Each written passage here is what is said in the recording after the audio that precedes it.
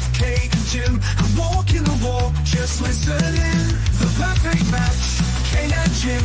Getting at it, Kate and Jim. I'm gonna smash it. Reviews, previews, opinions and laughter. Mixing transfer news is what you're after. The perfect match, Kate and Jim. Getting at it, Kate and Jim. I'm gonna smash it. Reviews, previews, opinions and laughter. Mixing transfer news is what you're after. The perfect match, the perfect match. You just got to latch onto that perfect match. The perfect match, the perfect match. You just got to latch onto that perfect match.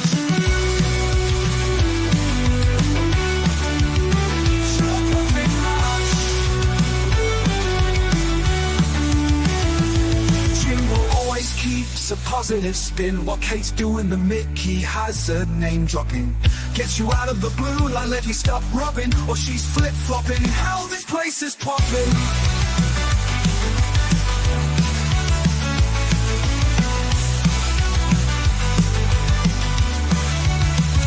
The perfect match, Kate and Jim.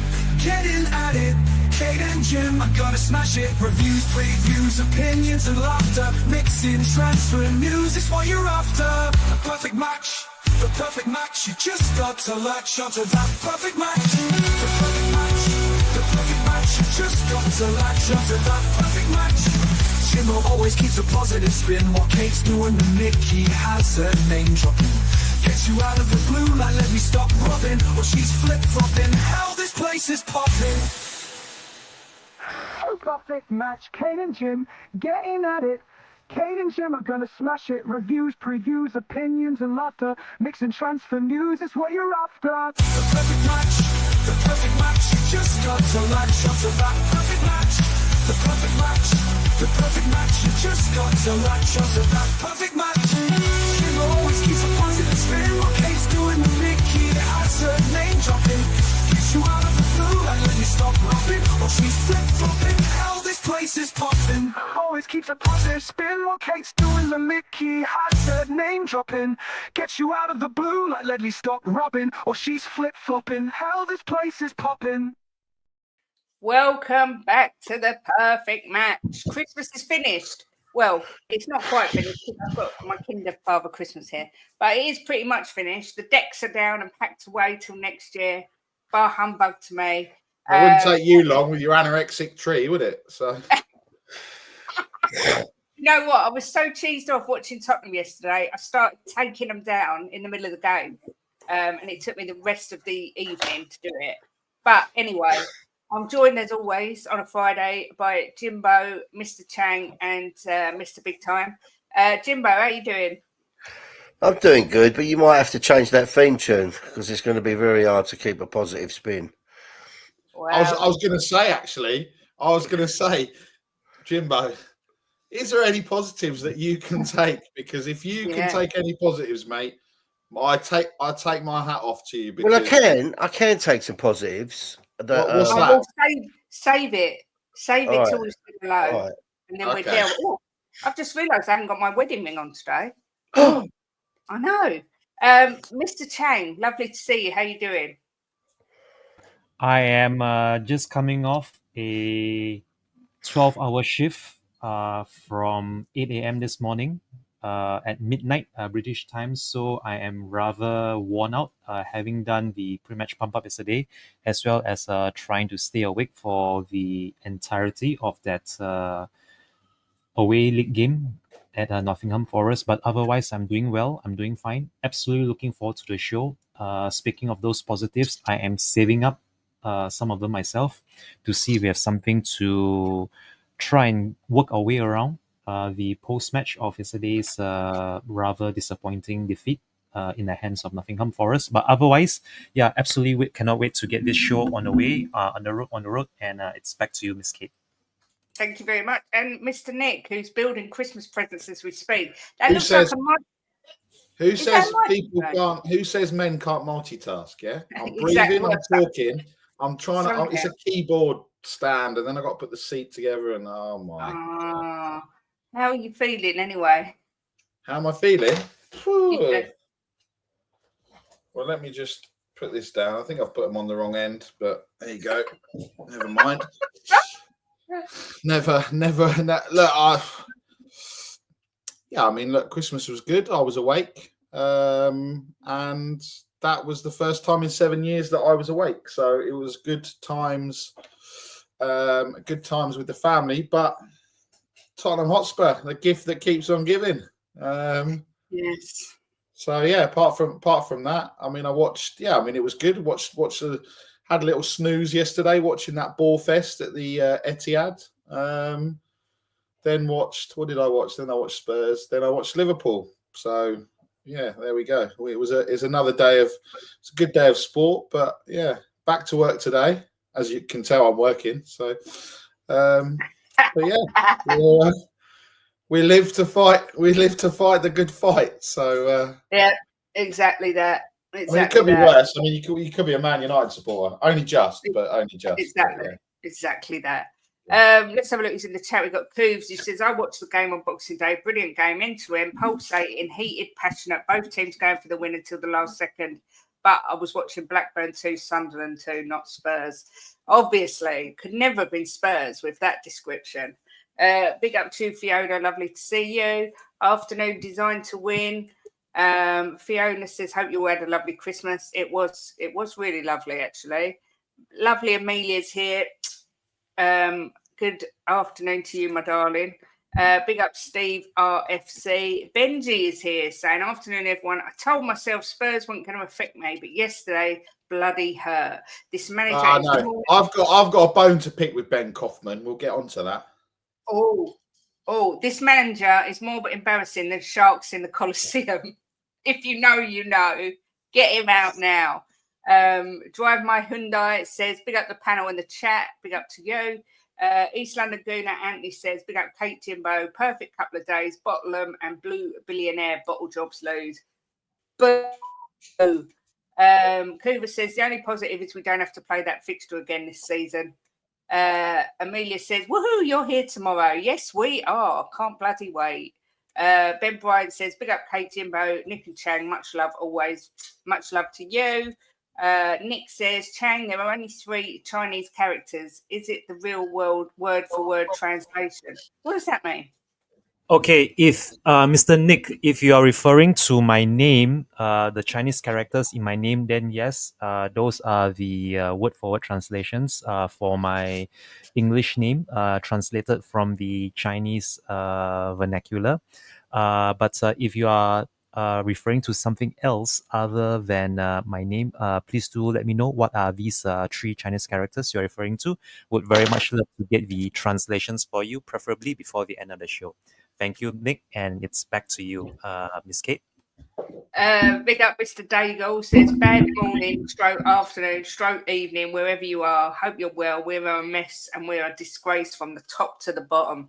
Oh dear, Mr. Daigle, big love to you. Smithy says, on a positive note, the boys in the ghetto actually won a game. What are you saying now, Wickham boy? Smithy, only just, mate. You were 3-0 up and they got 2 goals back and you nearly threw it away, mate, against the team below you. So, yeah, on a positive note, yeah, you did win. You did win. So, well done to Oxford. And yes, Ben, I am going to dig you out about not wanting to go to Hooters, but I'm not going to dig you out because of that. I'm going to dig you out because what did you do? Oh, you sent a message to Mickey going, Nick's trying to get me to go to Hooters. Just to clarify, I was merely suggesting that there is a Hooters in Nottingham. That was all I was doing. But then that got turned into Barry is trying to tell Ben to go to Hooters. So when you want to formally apologise, Ben, for me not trying to do that, then that's absolutely fine. But I am not having this blasphemy.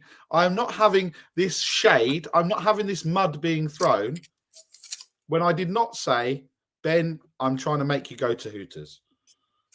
Jimbo loves Hooters, doesn't he, Jimbo? The best restaurant in the world. There's got to be better ones in America than they have over here, though. Can you imagine? Yeah, they've got bigger boobs in America. The girls in Nottingham are probably. When we went to the cricket once, and we didn't realise we had to book, and we went to kind of go in, and then they were like, "Oh, have you got a table for like 6?" And they were like, "No," and I was a bit like, it's kind of it's like your dreams. You think, oh, this is going to be amazing, but like you said, Kate, it's Nottingham. You know. Well, the ones in America, the food is actually really, really good. Yeah, I'm sure. Oh yeah, Jimbo. I'm sure people are going for I'm not food, joking. Jimbo. The food is really good, but obviously the views are good as well. I bet the ones in You're Nottingham. my hooter, Kate. Thanks. I bet all the ones in Nottingham are the extras from Jeremy Kyle show, just getting a job in Hooters with you know, it'd be like show us your tits and they lift their skirt up or something. I mean, I don't know if anybody in here has been to one of the Hooters in America, but the food is good, I promise you. Jimbo, that's the funniest thing I've heard all Christmas, mate. We're talking about Hooters and you're talking about the food. Yeah, that is a bit weird. But look, Christmas telly in general was excellent. I thought Gavin and Stacey, the finale, was sensational. I thought EastEnders was brilliant. And then it all went tits out when Tottenham come on the telly yesterday and put in that dog shit performance. Jim, what's your initial thoughts on the game? And are there any positives? Well, there is some positives. That Jed Spence played well. And I tell you what, he got sent off. He got sent off, Jimbo. Yeah, but he still played really well. Even though he got sent off, he played really well. I'll tell you what, Jimbo. He got sent off, right? Let's put that aside. One of the bookings was stupid because he bounced the ball, right? But I thought he played really well, and I thought Washington Bergville played well when he come on. He really livened it up, and we really started really going at him when he come on. But look, I mean, I'm at a loss, if you want to know the truth. I'm at a loss. I thought we actually was the better team, right? But just until it comes to the scoring a goal, just couldn't put it in the net, could we? But I thought we was actually the better team overall. But at the end of the day, being the better team don't win you games. So what are you building? Keyboard stand. I was going to say that's a keyboard stand, isn't it? I got the stool going now. This is a lot easier. Everything's connected. But I'm at a bit of a loss now, Kate. If you want to know the truth, I mean, I if he gets sacked, I'm not bothered. Right, I do like him, and I think if he just would adapt, we would do much better. If he would adapt a bit, maybe the injuries are really hampering us as well. I mean, look, we've got a window coming up. Let's see where we can get in the window. But I'm at a bit of a loss where we go from here, if you want to know the truth, because you can't just sack him and put Mason in charge because it's going to go from bad to worse, right? So they need to have a plan in place. I've said this many times. If they're going to sack him, they need to have a plan in place. If someone comes straight in and starts working with the players, not have Ryan Mason. Because what's Ryan Mason going to do? Was he going to shore them up and have a defensive team, or is he going to keep playing Postecoglou's way? You know, I was talking to Johnny yesterday, Johnny Hammond on WhatsApp, and he put a really good post in there. And I said to him, I felt exactly the same as him. I'm at a loss, and where do we go from here? And that's just how it is, you know. And the thing is, Kate, look, this is the thing, right? I just watched. I didn't listen to it. I saw Postecoglou on Sky Sports doing an interview for the Wolves game. And he looked like happy in the sense of he didn't look under pressure or stressed. So it looks like he's not. Well, it looks like he's not going anywhere. It don't look like his job's in jeopardy. So we're just going to have to fucking get behind him and put up with it, I suppose, until we get people back or he gets people in and it changes. If it changes, I don't know. How the frig has he got the bloody cheek to sit at a press conference and be happy? Well, he was smiling when they were talking to him, so I don't know if they said something to him funny or. Yeah, you're a knobhead. Okay, please don't go down that road. Don't go down that road. This ain't that type of stream, right? We ain't going to start. I'm not going to slag him off. I'm not going to call him names. I'm just having a joke. I'm going to slag him off, but I'm not going to call him names. I did go and talk sport today and said pretty much the same thing, Jimbo. Said to him, if we sack him, great, but where the hell do we go from here? Yeah, that's the thing. I mean, Chang, what did you make of it all? And what's your thoughts? Has anything changed for you with Ange Postecoglou? My thoughts is that he has got to be the single most unluckiest manager ever at Spurs, with the number of injuries, unnecessary suspensions, internationals, and whatnot going on behind him. And you add to the mix our rather stingy and somewhat reserved owners, with that chairman at the helm, which I'm not going to mention his name. His name is now almost unmentionable, much like that lot down the road in N7. And you also add our somewhat volatile fans, who are like a powder keg, ready to be lit at the slightest inkling that there's a loss coming up. And you have what we have right now. This whole thing that we have right now is an accumulation of however many years of mismanagement of the club, the missed chances, the nearly theirs. And for Big Ange, I think there is absolutely no way back for him. I think he will still last the end of the season, but as far as you know his legacy that he's supposed to be leaving behind for us, I think it's run its course, and I have been sticking up for him for a good long while.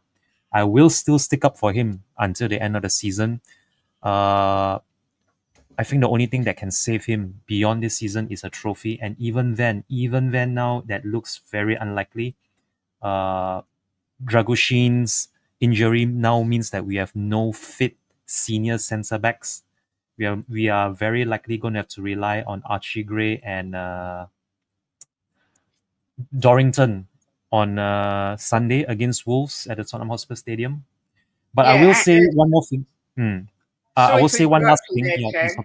okay. Sorry. No, I apologize, because yeah, I'm today of all this, I'm having to try and strain to even string together words to form sentences right now. But there is one final thing I would like to say about the match, which I'm not going to go into detail. We all saw it, but of all the defeats we've suffered this season, if there is one positive that I'll take out of that match, if there are any to be had at all, is that of all the defeats we've suffered this season, that was the most unlikeliest and also the undeserved loss of the season.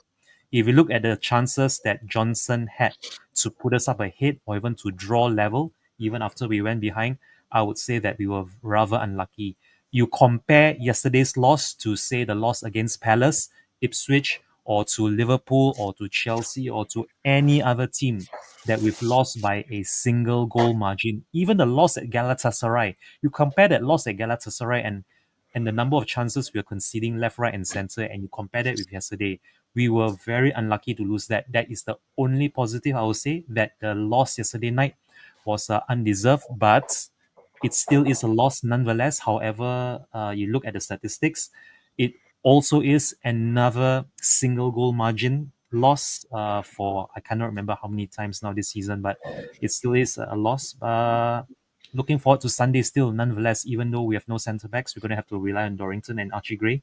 Let's just see now how Porro bounces back. I'm sure Porro has a point to prove now that Jet Spence is suspended for his consecutive yellows. Let's see what Spurs are going to bring up on Sunday against Wolves, with the home faithful cheering them on. Having said that, back to you, Miss Kate. Can I just I want to congratulate Kate. She's at 1,800 subs. Thank you. Well done. Thank you. Finally, it seems to have took a lifetime, but yeah, thank you everyone for the support. I did hit 1,800 subscribers yesterday. Well, let me unsub, then she won't be on 1,800. No, because I'm on 1,804. So there. No. All right, 5 people unsub then. Ange Postecoglou is having a media conference at the minute. He has said on Dragoosin, it's a little early to tell. He tweaked his ankle last night and felt like he couldn't continue. So we'll just have to wait and see. He's also said that Ben Davies is ruled out for the Wolves game, as he's had a setback in training and probably out for at least a couple more weeks. And they asked him if he may put Basuma as a centre-back, and he said, I don't know. He's never played there. I had to put him there versus Forest, but we'll see. So it's all good news in the world of Spurs. But Nick, how are you feeling? Oh, and big up Ben and Sim. Look, congratulating me on 1800. Thank you very, very much. And they've gone- very quickly, if this is Mr. Ben Daniel, thank you very much for allowing me to do 3 consecutive pre-match pump-ups with this. Yeah, Chang's the problem. you're the problem. Hang That's why on, we're Chang's the losing. problem then, right? Just saying. Just saying. And just finally, before we go to Nick, Moondog, big up to you. Thank you for the super chat. Says, sorry, this club is a mess and Ange is not the answer. Nick, how are you feeling? What do you think of the game? How do you feel about the manager? How are you feeling in general? It was a game where we were never in control. With all due respect, Chang, we weren't the better team. We had the most possession, but you saw Forest, the way they cut us open.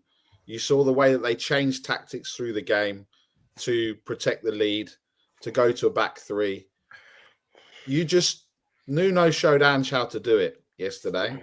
And these players, again, are an absolute embarrassment. I said it weeks ago. I said it on We Are Tottenham TV. Son is lost. Son is done for me. He's absolutely finished.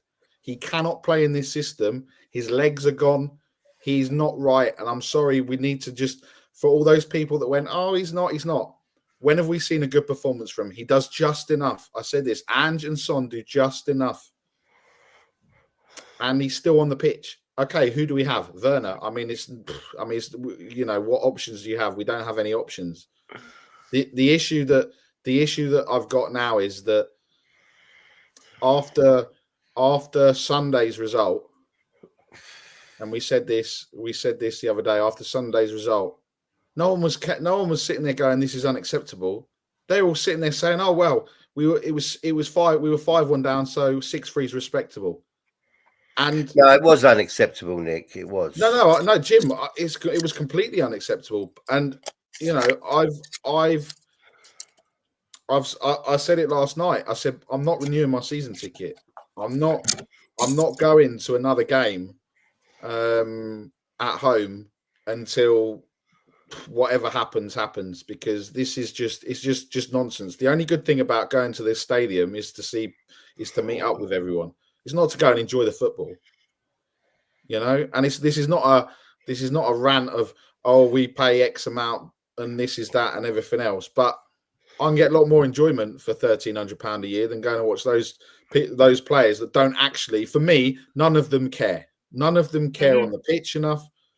They're, Ange is sitting there. Yes, we've got injuries, but let's be honest.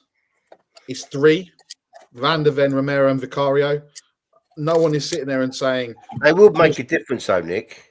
I understand, Jim, but and you can argue that it would help with the rotation, but they're not good enough. Wilson Odebear is not good enough. Timo Werner is not good enough. Richarlison, I'm sorry, Smithy, is horrendous. And all these people that were, and we had a laugh about it and everything else. Emerson Royale could defend. Porro can't defend. We've got no defenders. So well until you mentioned Emerson Royale. No, Jim, because this is my time, Jimbo. This is my time to throw shade back on all those haters. Not you, Jim. I'm just putting you in there before you said I never said anything. But look, we go into the game at Wolves. I watched that game afterwards. Wolves are going to absolutely destroy us on Sunday. This is Wolverhampton Wanderers, and there's no way in the world you can sit there and say that their team is better, because it's not. But what we're seeing is from a Nottingham Forest, from a Wolves, from a Brentford, from a Brighton. Brighton, maybe you could argue have a better squad, but I just don't. I think we're all just lost. We're lost. We don't know what we are. We don't know what we're trying to achieve. Liverpool are going to go and rest the kids, by the way, and they're still going to slap us up over 2 legs. We've got no defence. We've got Porro, Udogie, who have both been shocking.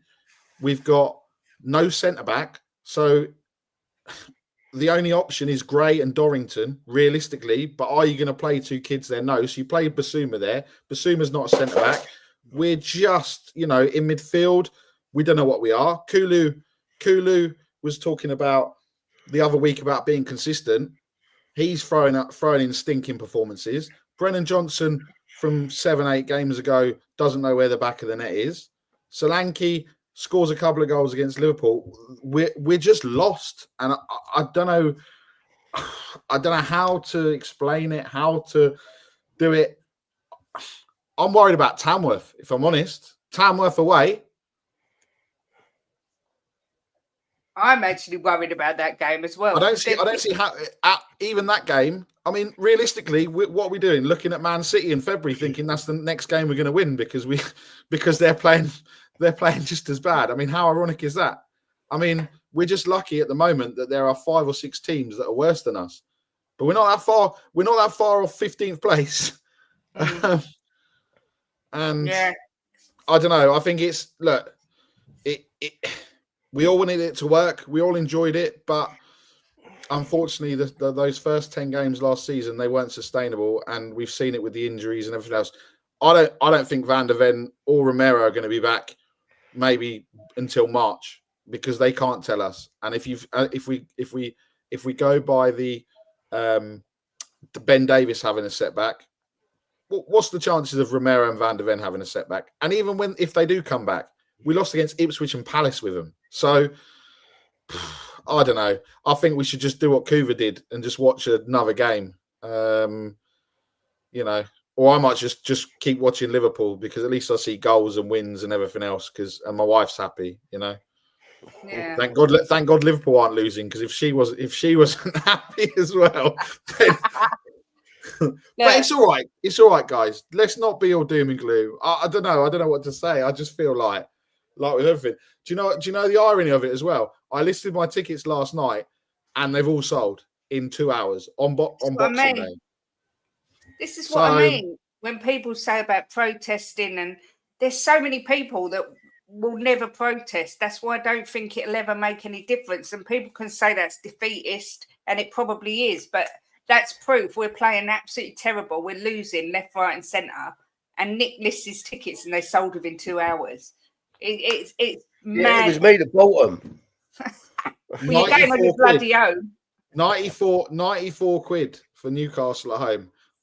Jesus Christ. 60 quid for Leicester. I mean, probably you can just tell it'll be Harry Winks and Oliver Skip masterclass. I don't know where the next win's coming from. I don't know what we're doing, but it seems to be the same thing, rinse, repeat, and we've said it all before. It's from top to bottom. It doesn't matter if you sack Ange, sack Mason, sack the next manager, sack the next 4 managers. Nothing is going to change at this football club, unfortunately, until we change until we decide what we want to be. We might get lucky against Liverpool at home, but we're not, all they got to do is make 3 changes, and then they absolutely wipe the floor with us. They stopped trying the other week. If they actually tried, then God knows, it's Keller has, and then you look at it, and this is what I'll say, the final thing.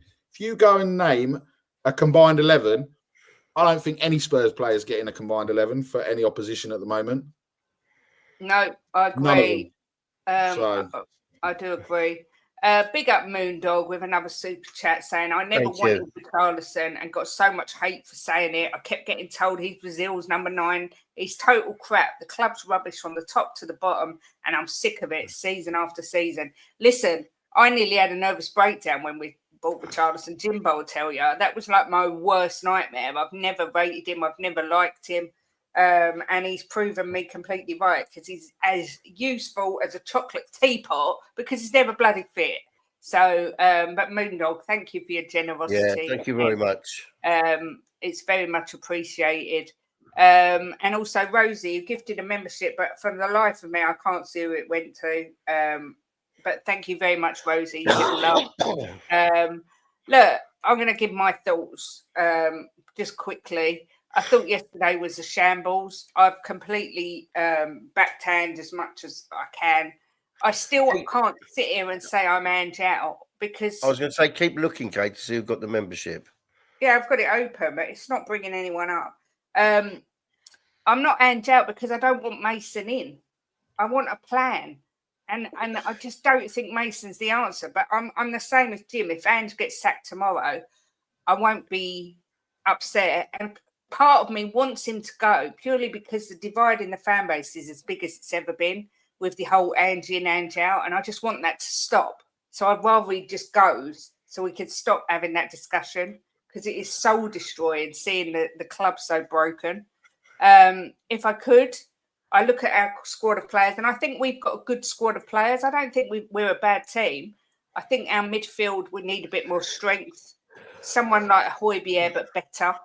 Basuma's not the answer, in my opinion. But I think we've got a good squad. And for me, this squad would absolutely thrive under a manager like Pochettino. But I don't think he'd ever come back while Levy's there.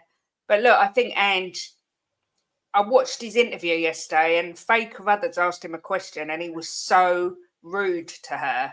His body language, his way of speaking to the media, it's all completely changed, and it's coming across as really arrogant, and I don't like it at all. What interview was it? Straight after the game? It was where he sat down with the media. Okay, all right. He really bit her head off, and it was really rude. Right. But even straight after the game, I know when you ask someone straight after a game, we do fan cams and it's difficult, but you don't have to be rude to people. For me, I just think his tenure is up, but at the same time, I'm not sure Ryan Mason's the answer.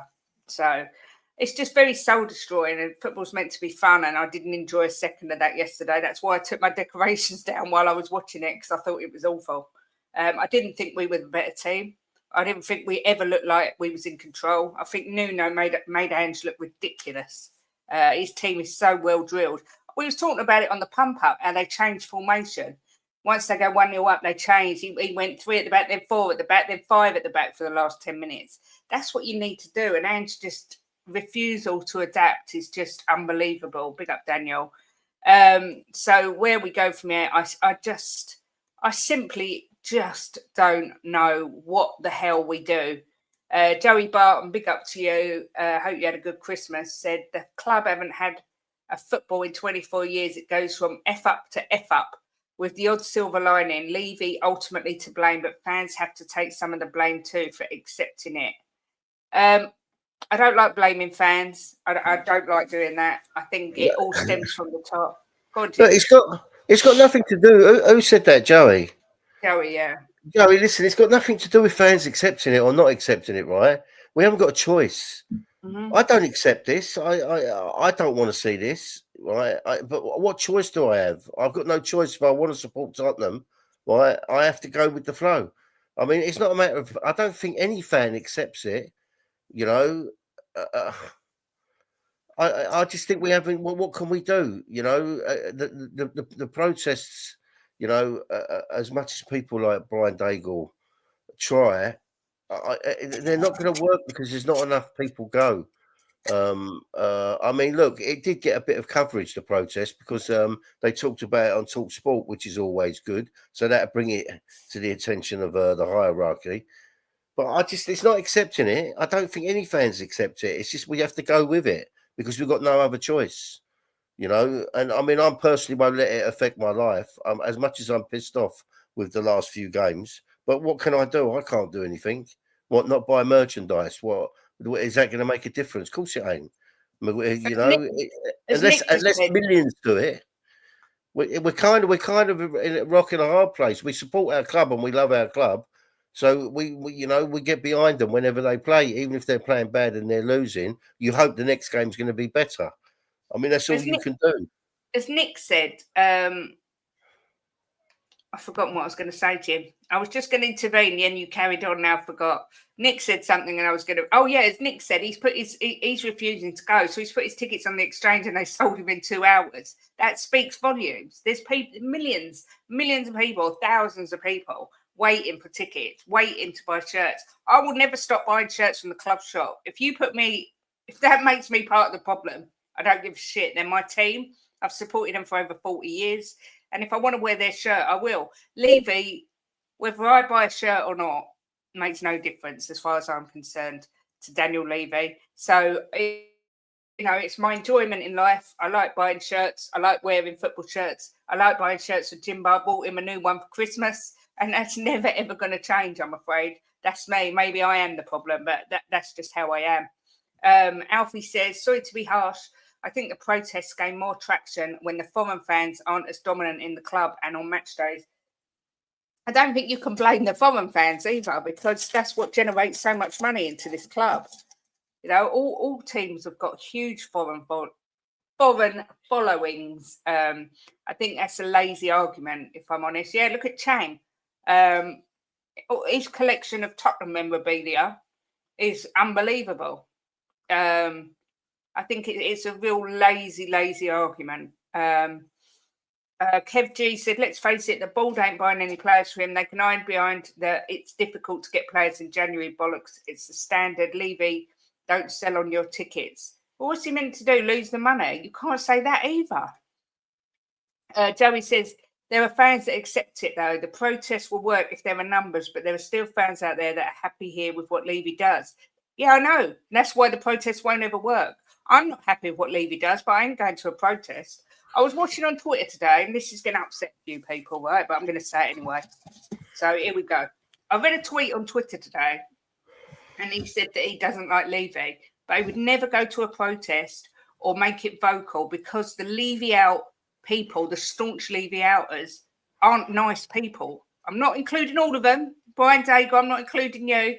But a lot of them are so hateful of Levy. If you say anything positive about this club, for instance, if I went to a protest but I admitted that I buy Spurs shirts, I would get slated for that. They're as divisive as the people who are Levy in. It's too extreme one way or the other. And I think the fact that they're so aggressively Levy out, it puts people off. I would never, ever go to a protest because it's all too extreme for my liking. I don't know if it's just me, but that's how I feel. And the amount of people on Twitter who agreed with this tweet and all said that when they go, they watch Levy out as they feel uncomfortable, they feel like it's too extreme, that they're getting blamed.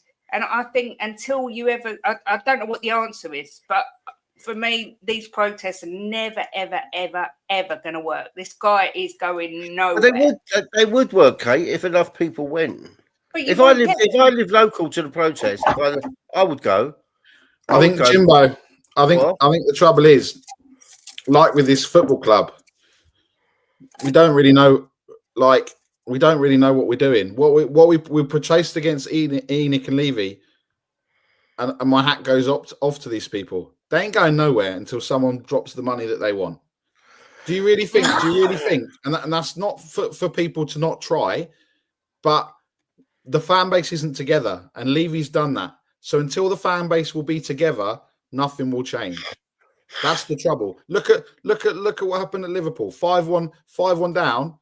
Everyone's jizzing. Oh, look, we came back 6-3. No one was singing Levy out. No one was singing Ange out. No one was doing all these things. And until people stop doing this, I was right. I told you I was right. Mm-hmm. I told you so. You're in the mud. All this nonsense. Nothing's ever going to change. And that's the bottom line. Unfortunately, people are working their hardest. People want change. People want to change the manager. They want to change the board. They want to change they're trying, right? You know, you could tell from the way that Jay spoke with Brian Daigle. Obviously, Brian didn't speak very well because his microphone was screwed. But they're trying. Look, they're trying their best. But with the way that the fan base is, the way that it doesn't matter if I don't go and I don't renew my season ticket, because there's God knows how many behind them that will do it. And that's the trouble. People, the real fans, and I don't really include myself in this, the real fans that have spent their money for a long time, it's not what football's about anymore. Football's about a day out. Football's about an experience. I mean, it's mainly crap normally on our behind, but it's about an experience. You're paying for an experience. You're paying, you walk through that stadium. It's not a football stadium. It's a multi-purpose arena that's built for people that sit there and go, oh, wow. And I'm sat here going, I'd rather be in White Hart Lane with piss on my shoes. Do you know what I mean? Because I can't get to the toilet. We were at a point where, and this is all, and I firmly believe that this is all planned. We left White Hart Lane just as we were coming good. Oh, we don't have money. Oh, we're not going to invest. Oh, we need to pay off the stadium. Well, it's 5 years now. Come on, what are we doing here? Yeah, I said that the other day. And I think that's the problem. It's I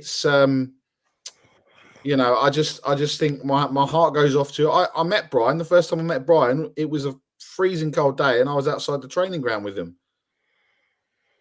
But if only 5, 25, 200, 500, 1,000 are going to do it, and this fan base is still going to sit there and mock them, mock the protesters, mock people, can't get involved because of work, don't think it works.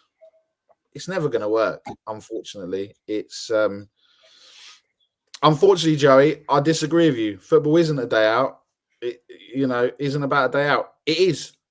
It is, because I only go now because I don't to go and watch the to go and see all these people. I don't go for the football. So maybe I'm the problem. I don't know.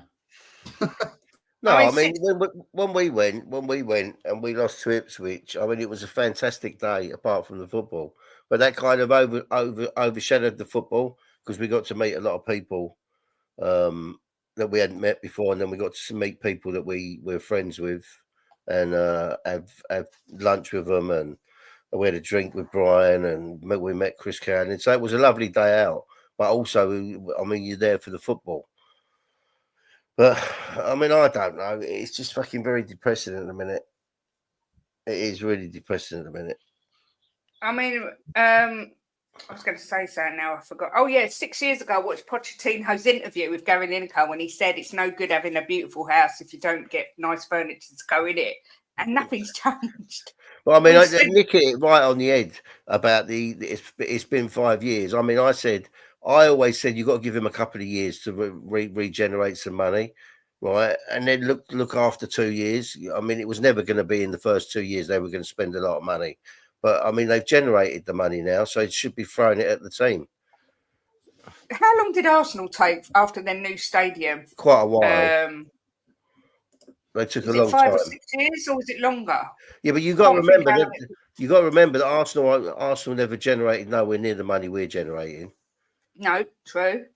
I know it worked. Joey, I hear you. I know it worked for United. I know it did, but I just don't see there going to be that many people ever protesting here. I just don't. And actually, yes, the game got called off, but actually what they were doing is that's why people don't want to get involved, because it can turn violent. You can damage property and everything else. Is that what it's all about? Just to get game called off? And look, the Glazers left, but actually they left because they got the price. They didn't leave because 2,000 fans turned up and were going, "We want you out." They left when they got their money, and look at the shambles that Man United are in.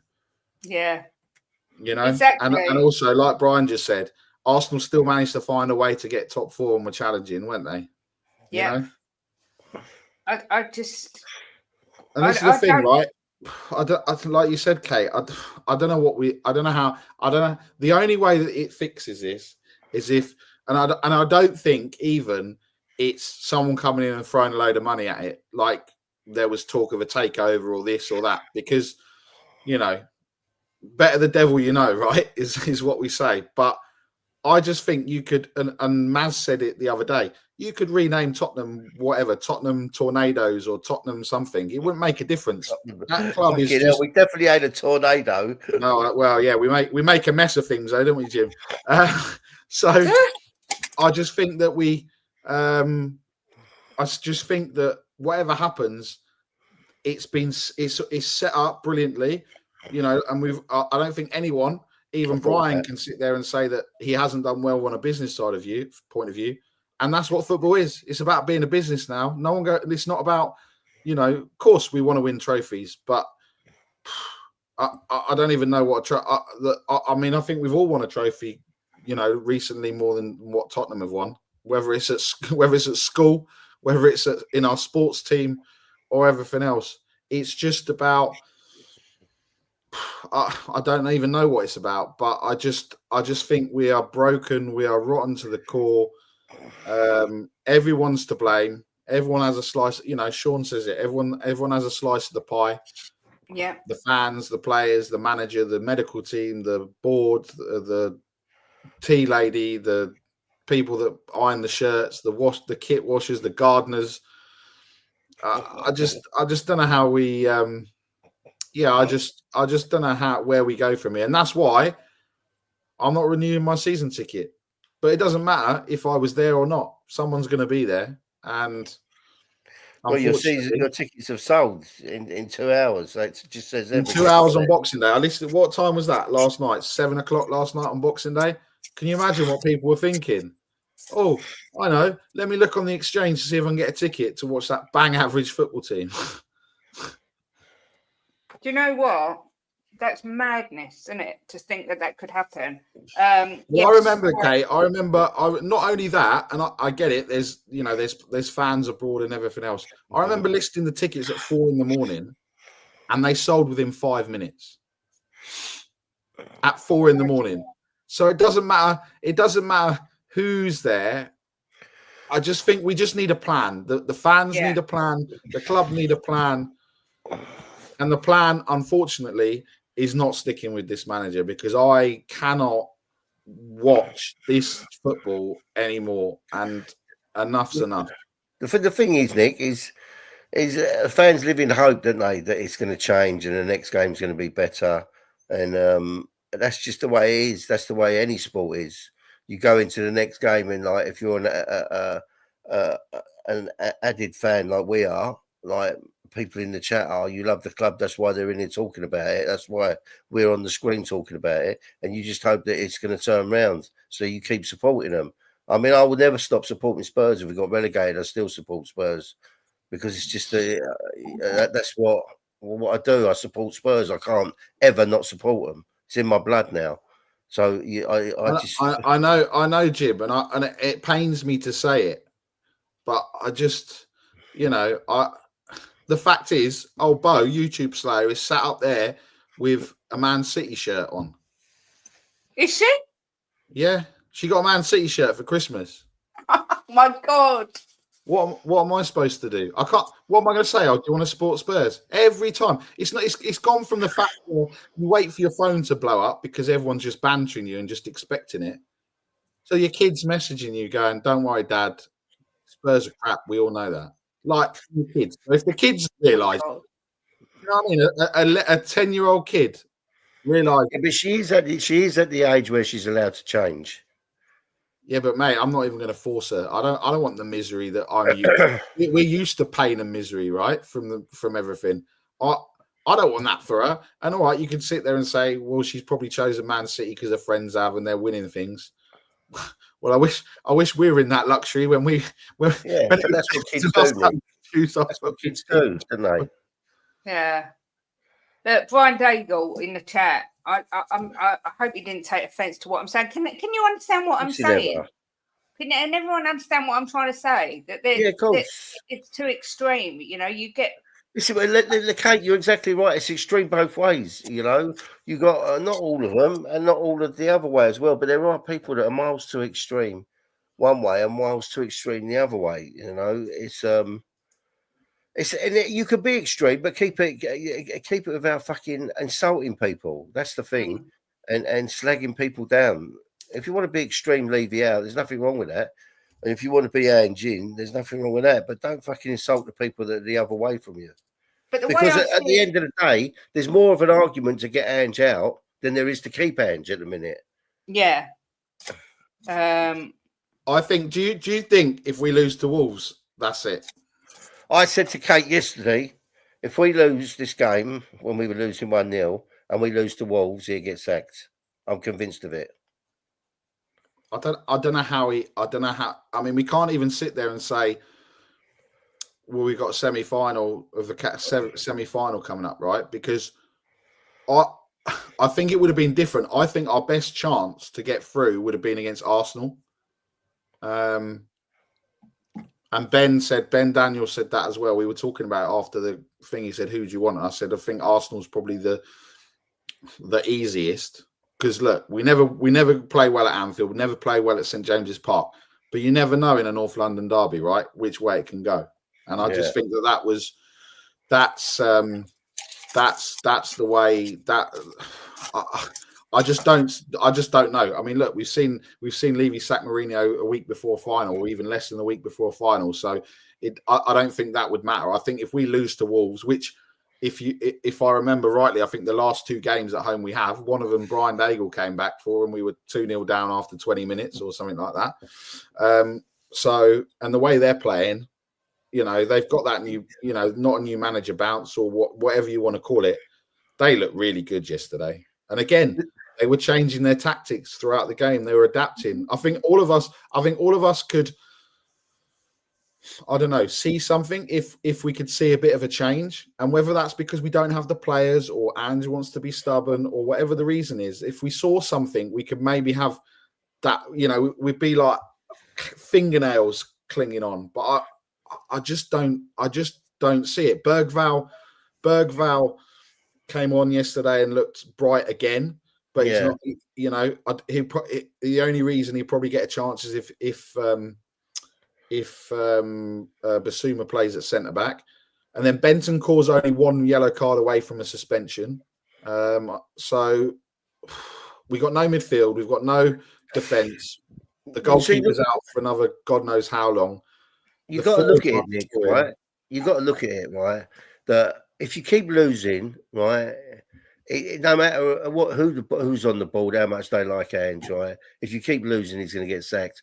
Pep's losing, right? He's won 1 game in 13. He's got credit in the bank, though. Yeah, but the thing is, listen, Kate, what I was going to say there, he's got credit in the bank, but that credit will only last for so long. And Ange hasn't got any credit in the bank, right? He took us to 5th, and that was it, right? We won 9 out of 10 last season, won 9 and drew 1, or won 8 and drew 2 last season. So he's not really got any credit in the bank. So if he keeps losing, he will get the sack, no matter what plan they got in place, because you can't have a manager that just keeps losing. He will get the sack. So I'm convinced if he doesn't pick up now, I think he's at the stage now of no return.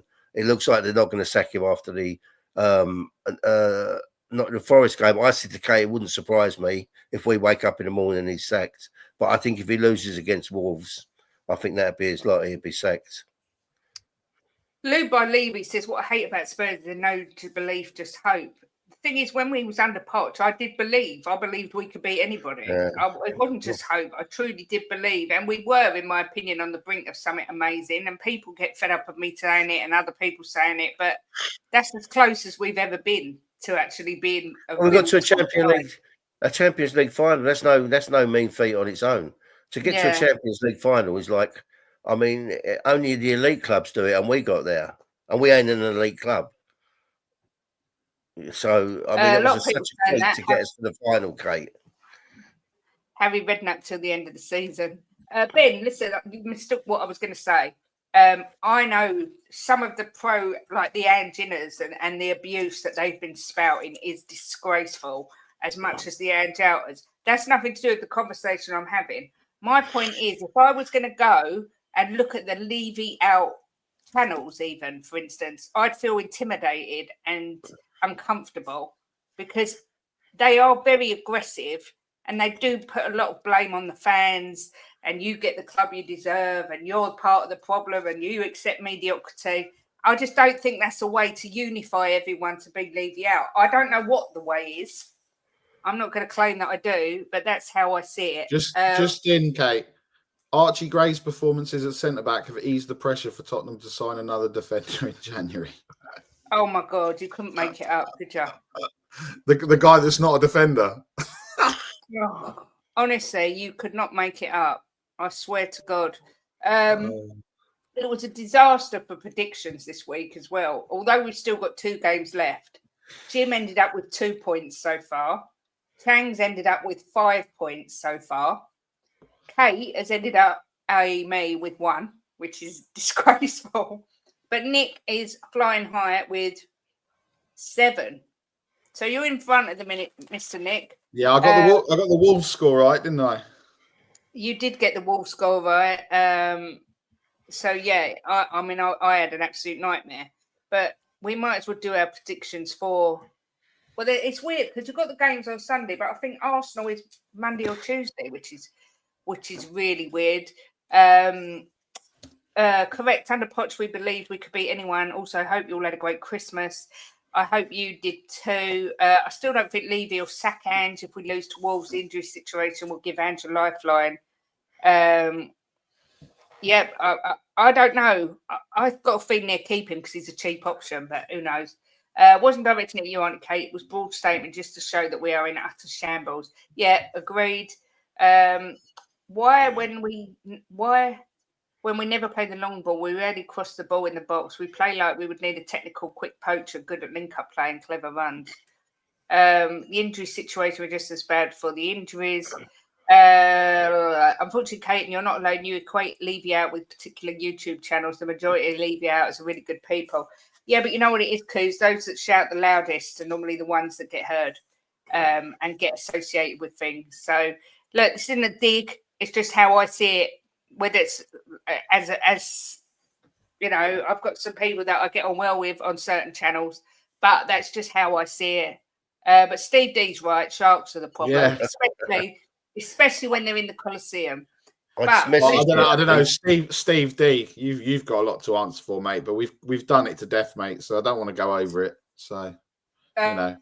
I think Mr. Daigle wanted to pop on. So if we do our predictions, and then if he wants to come on and have his say, he's more than welcome. But the first game of Sunday is Leicester versus high flying Man City, who I don't know what's happened. They've done a Spursy and capitulated. Jimbo, Leicester City. How do you see this one going? I don't know anymore, honestly. Where's it at, Kate? It's at Leicester, darling. Always the first team is where it's at home. I didn't hear you. Leicester Man City at Nottingham Forest.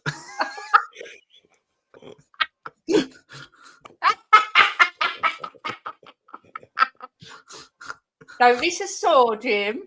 That was very funny. I really needed that. I really needed that. Thank you so much, Mr. Collison. Right? That's all right. Let's just go through them. Hang on. We've got Leicester, Man City at Forest. We've got Palace, Southampton at Portsmouth. We've got Everton, Nottingham Forest at Newcastle. Fulham, Bournemouth at Cardiff City. Spurs, Wolves at the Circus. West Ham, Liverpool at Brighton. And then the other 4 games, they're going to be played back-to-back on the NFL pitch at Spurs. There you go, Jimbo. Now you know exactly where they're being played. Can we have your answer, please? 4-1 City. Wow. You know they're away, right? I don't care. I'm just going to give any numbers. Jim's just going to go with like the most ridiculous scorelines just to cheer himself up. Mr. Chang, Leicester at home to City. This is a very tough one to call between the two cities. It's going to be a tale of two cities now. Which city wants it the most? Is it going to be Leicester or Manchester? As much as I want to see Ruud van Nistelrooy get one over the blue half of Manchester, I think Manchester City are going to come through, which is why I'm going to go Leicester City 1, Manchester City 2. 1-2. Mr. Nicholas? I'm going to go... See, I was going to go 2-1, but... I'm going to go 2-0 City. And I just don't think Leicester are that good. I just don't think Leicester. I'm going to go 2-1 Leicester. Are you? I'm going to say Leicester are going to do them. All right. That's kind words. Lived by Levy says, love this channel. Spurs drive me mad, but still a smile and a laugh on here. Bless you all. You've got to laugh. Literally, otherwise you would cry. And Derek Hutchinson also going with the correct prediction of 2-1 Leicester. So well done to you. Next, we've got Crystal Palace versus Southampton. Crystal Palace being at home, Jimbo. They're at home. Oh, I'm listening. Mr. Chang, what do you think for this one? This is going to be a tale of redemption, I think, for Palace. Southampton have been doing rather well, actually. since they lost 5-0 to us. But for this match in particular, Palace 2, Southampton 1. That's what I'm going for. Palace 2 and Southampton 1. Nick, what's your thoughts?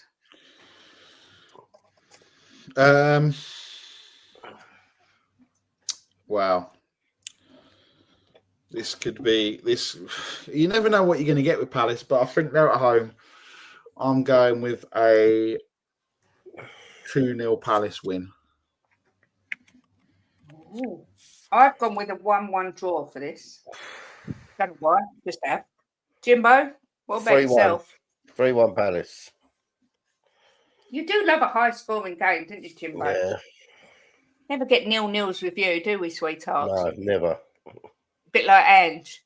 Then we've got Everton at home to Forest. Nick, Sean Dyche versus Nuno. I think it's Everton have done really well the last few weeks, especially in their defence. But I think this is probably going to be a 1-1 draw. I know Nottingham Forest are doing well, but I just think that it'll be 1-1. Well, I can reveal I have also gone with a 1-1 draw, another one. I think I can't say anything past a draw for this. Jimbo, are you going to say 6-0 or Yeah, something? 1-1 as well. Oh, controversial. 3-1-1s. Mr. Chang. That's going to be the fourth 1-1 in a draw. Then it's going to be a fourth 1-1 draw in a row. So yeah, I think it's only the third time ever all four of us are in agreement with. When we've agreed, it's never happened, has it? It's never result's not happened. No, never. So if you're going to do a bet, not that I advocate betting, but if you're going to, don't do 1-1 because the chances are it isn't going to happen because it never does. But anyway, we've all gone 1-1. Then we've got Fulham Bournemouth, which I have gone for a Desmond with this one. 2-2 for me. Fulham surprising me. Actually doing really well. And Bournemouth, obviously, a good side. Jimbo, what about you? 2-1 Fulham. Ooh. Mr. Chang? I've gone with the exact same line as Mr. Boxall. It's going to be Fulham coming up winners by 2-1 at Craven Cottage. Okay. And Mr. Nicholas? I'm going to go with a 2-1 Bournemouth win. Oh, well, we've covered all bases. We've got Fulham win, Bournemouth win, draw. So, one of us is going to be right. Big up Shem, says afternoon Princess Kate to Jimbo, Mr. Royale Senior, and then the youngest looking old man, Mr. Chimichanga Chang. Hope everyone's still enjoying the holidays beside the crap present Spurs gave us. Hope your mum is okay, Shem. Sending you lots of love as always. And also big up to Mark who came in as well. He's in the same boat as us. We're all in the mud. Chelsea lost as well. I'm going to skip past Tottenham for a minute and go to West Ham, Liverpool. Chang, how'd you see this one? Liverpool to stay flying high? Tough one to call. I really want to see a West Ham win. I honestly do. But Liverpool being Liverpool and West Ham being West Ham, I think this is going to be West Ham 1 and Liverpool 2. Why do you want to see a West Ham win? Because I want to make it interesting going into the new year. I know that Liverpool have already been crowned Christmas champions for this calendar year. And in all likelihood, they will still be at the top of the Premier League table by the end of the year. But I mean, if you can't enjoy Spurs for the meantime, might as well make it interesting for us neutrals when it comes to watching other teams. That's what Mr. Coover is practicing right now. I actually want Liverpool to win all their games and win the league because I cannot have Chelsea or Arsenal win it. So for me, I want Liverpool. But Nick, West Ham, Liverpool. Yeah, I think Liverpool going to win. The only thing that I'm devastated about the result last Sunday is that Coover's 7-3 prediction didn't come right. Because if that I know, That'd have been so the first close. time ever. I think it's going to be 3-1 Liverpool. That is the same scoreline as me, Nicholas. I have done a 3-1 Liverpool win. Jimbo, what about you? Well, I was going to do 3-1, but I can't do the same as you two again. I'll do 4-1. Bloody hell. Mr. Chang wants West Ham stroke pork chops to win because he wants them to be above us on the new year. Yeah. Mark says Kate will say it again. We won't win it. Yes, but I can't even risk the chance that it might happen. I'm afraid it's too much for me to bear. Big up, Johnny Bethnal Green. Good to see you, sir. Hope you are well. Then we've got Villa Brighton. Nick, I'll come to you first for this one. Villa at home. What was their result? They lost. They lost. Yeah, they lost to Newcastle, didn't they? Yeah, they lost 3-0. Yeah, I just think at home. They're much better at home. I'm gonna go 2-1 Villa. That's what I've done. Nick, we're so in line today. Jimbo, what about you? 2-2. Oh, Desmond. And Mr. Chang. Villa versus Brighton. I've gone for 2-1 as well, Miss Kate. There's three of Oh. us now with the 2-1s. Yeah, Jim, you're not in our gang. Yeah. I want to be. Well, we don't We want don't want to be in Jimbo's gang, do we? No, we don't want to be in the Delulu gang. My gang's a cool gang. Yeah, with 0 points most of the time. Big up Cockney Geezer. Well, I beat you this week. 1 week. And there's still 2 games to go. And I beat you last week. I'm going to beat you up if you carry on. Lovely. Can I be naked? Oh, God. Then we've got Ipswich, Chelsea. I have gone for a 2-1 Chelsea win for this one. As much as I'd love to go Ipswich, I have gone Chelsea to win this one. Jimbo, what's your thoughts on this one? I'm going to go 3-1. To Chelsea? Yeah. Okay. Mr. Chang, Ipswich versus Chelsea. Ipswich 1, Chelsea 2. Oh, same as me. Oh, We still got turkey left, Kate. Yes, loads. Loads left. I'm hungry. Turkey. All right. Well, we're in the middle of a stream, darling. We don't need to sort out the lunch menu just yet. Nicholas, Ipswich, Chelsea. I'm going to say 2-0 Chelsea. Oh. 2-0. Yeah, Mark's saying we need changes now, but defo 2-1 the Chelsea, 4-1 Chelsea. They've got to beat Ipswich, I'm sure. This should be a good game. Man United, Newcastle. I could see this being a good game. Chang, how do you see this one going? I think this is a hard one to call. Another encounter of the Uniteds between Manchester and Newcastle. Will Newcastle stick and twist the knife in Ruben Amorim's recent reign at the helm of United? I'm going to go United 1, Newcastle 2. Manchester United 1, Newcastle United 2. You do love a 2-1, Chang. You've done 1-2, 2-1, 1-1, 2-1, 1-2, 2-1, 1-2, 1-2.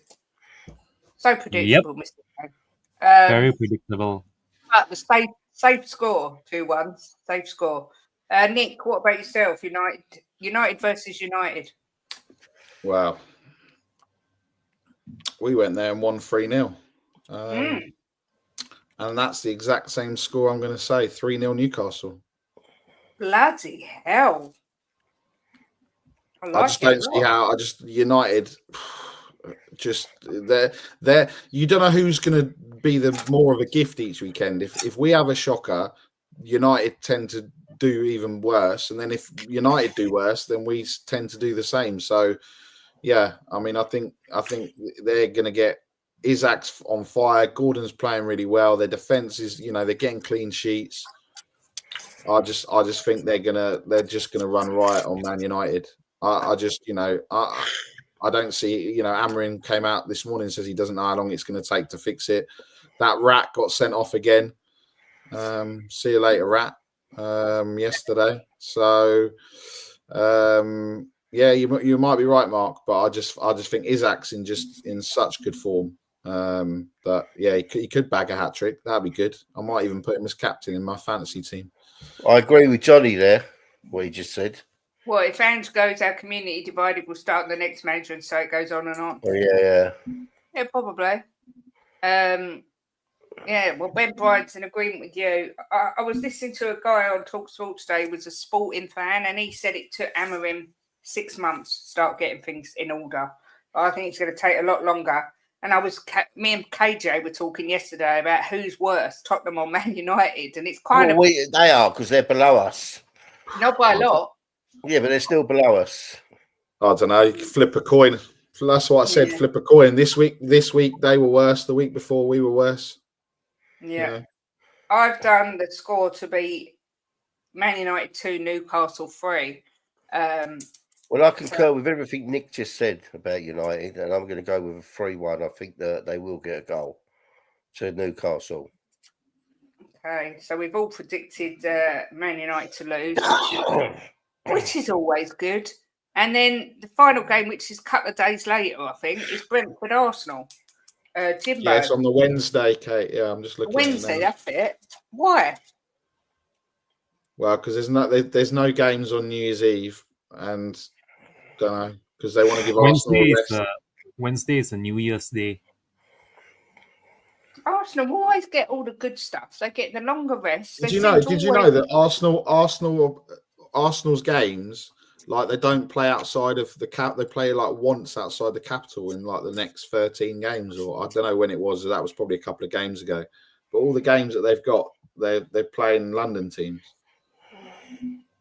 Honestly, Brighton is the next one when they go away on the Saturday the 4th. But then I think it's Spurs at home. Then it's because there's an FA Cup game in between and everything else. But yeah, it's. But Arsenal play. This is how weird it is, right? Arsenal play on the Wednesday, but then they play again on the Saturday. Well, none of this makes any sense. Of course, they're without Saka as well. He's injured. Jimbo, Brentford, Arsenal. Thoughts? I'm going to go 2-1 Brentford. Oh, I like it. Is that hopium? No, I think that Brentford at home will beat them. Oh, Mark says 1-0 Brentford, no Saka, no win. Interesting. Mr. Chang, I'm guessing it's 2-1. I'm going to go with a 1-0 draw. Oh. This is going to be my second and my final 1-0 draw for match week 19, Miss Kate. Nick, what do you fancy?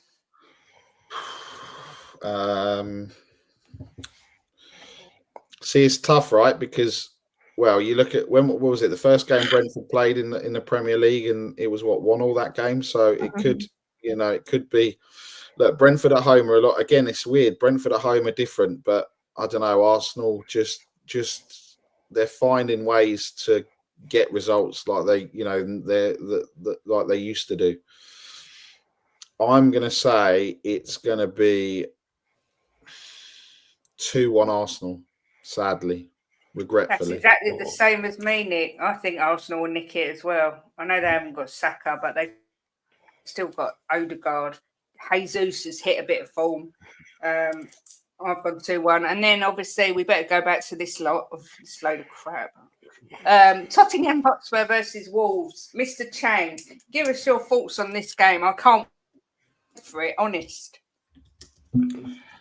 Okay, the way I see it, I have to bounce back after my my debacle during the pre-match pump-up last night.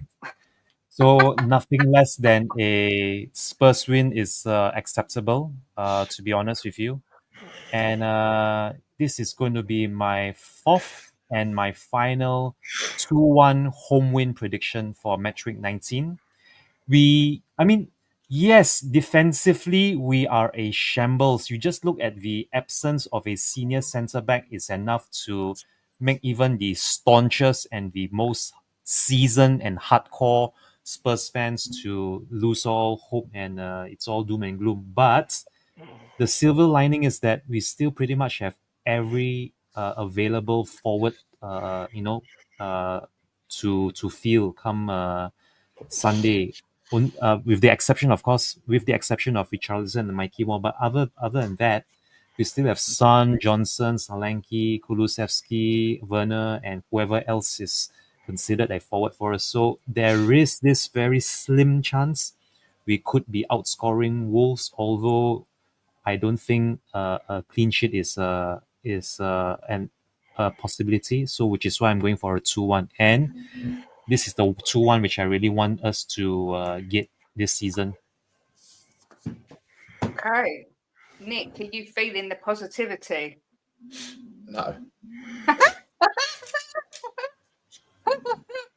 We've not beaten Wolves since 2022 in the Premier League. Wow. And that's one win in 5 games. It's never been, looking back at the results, they've always been quite close.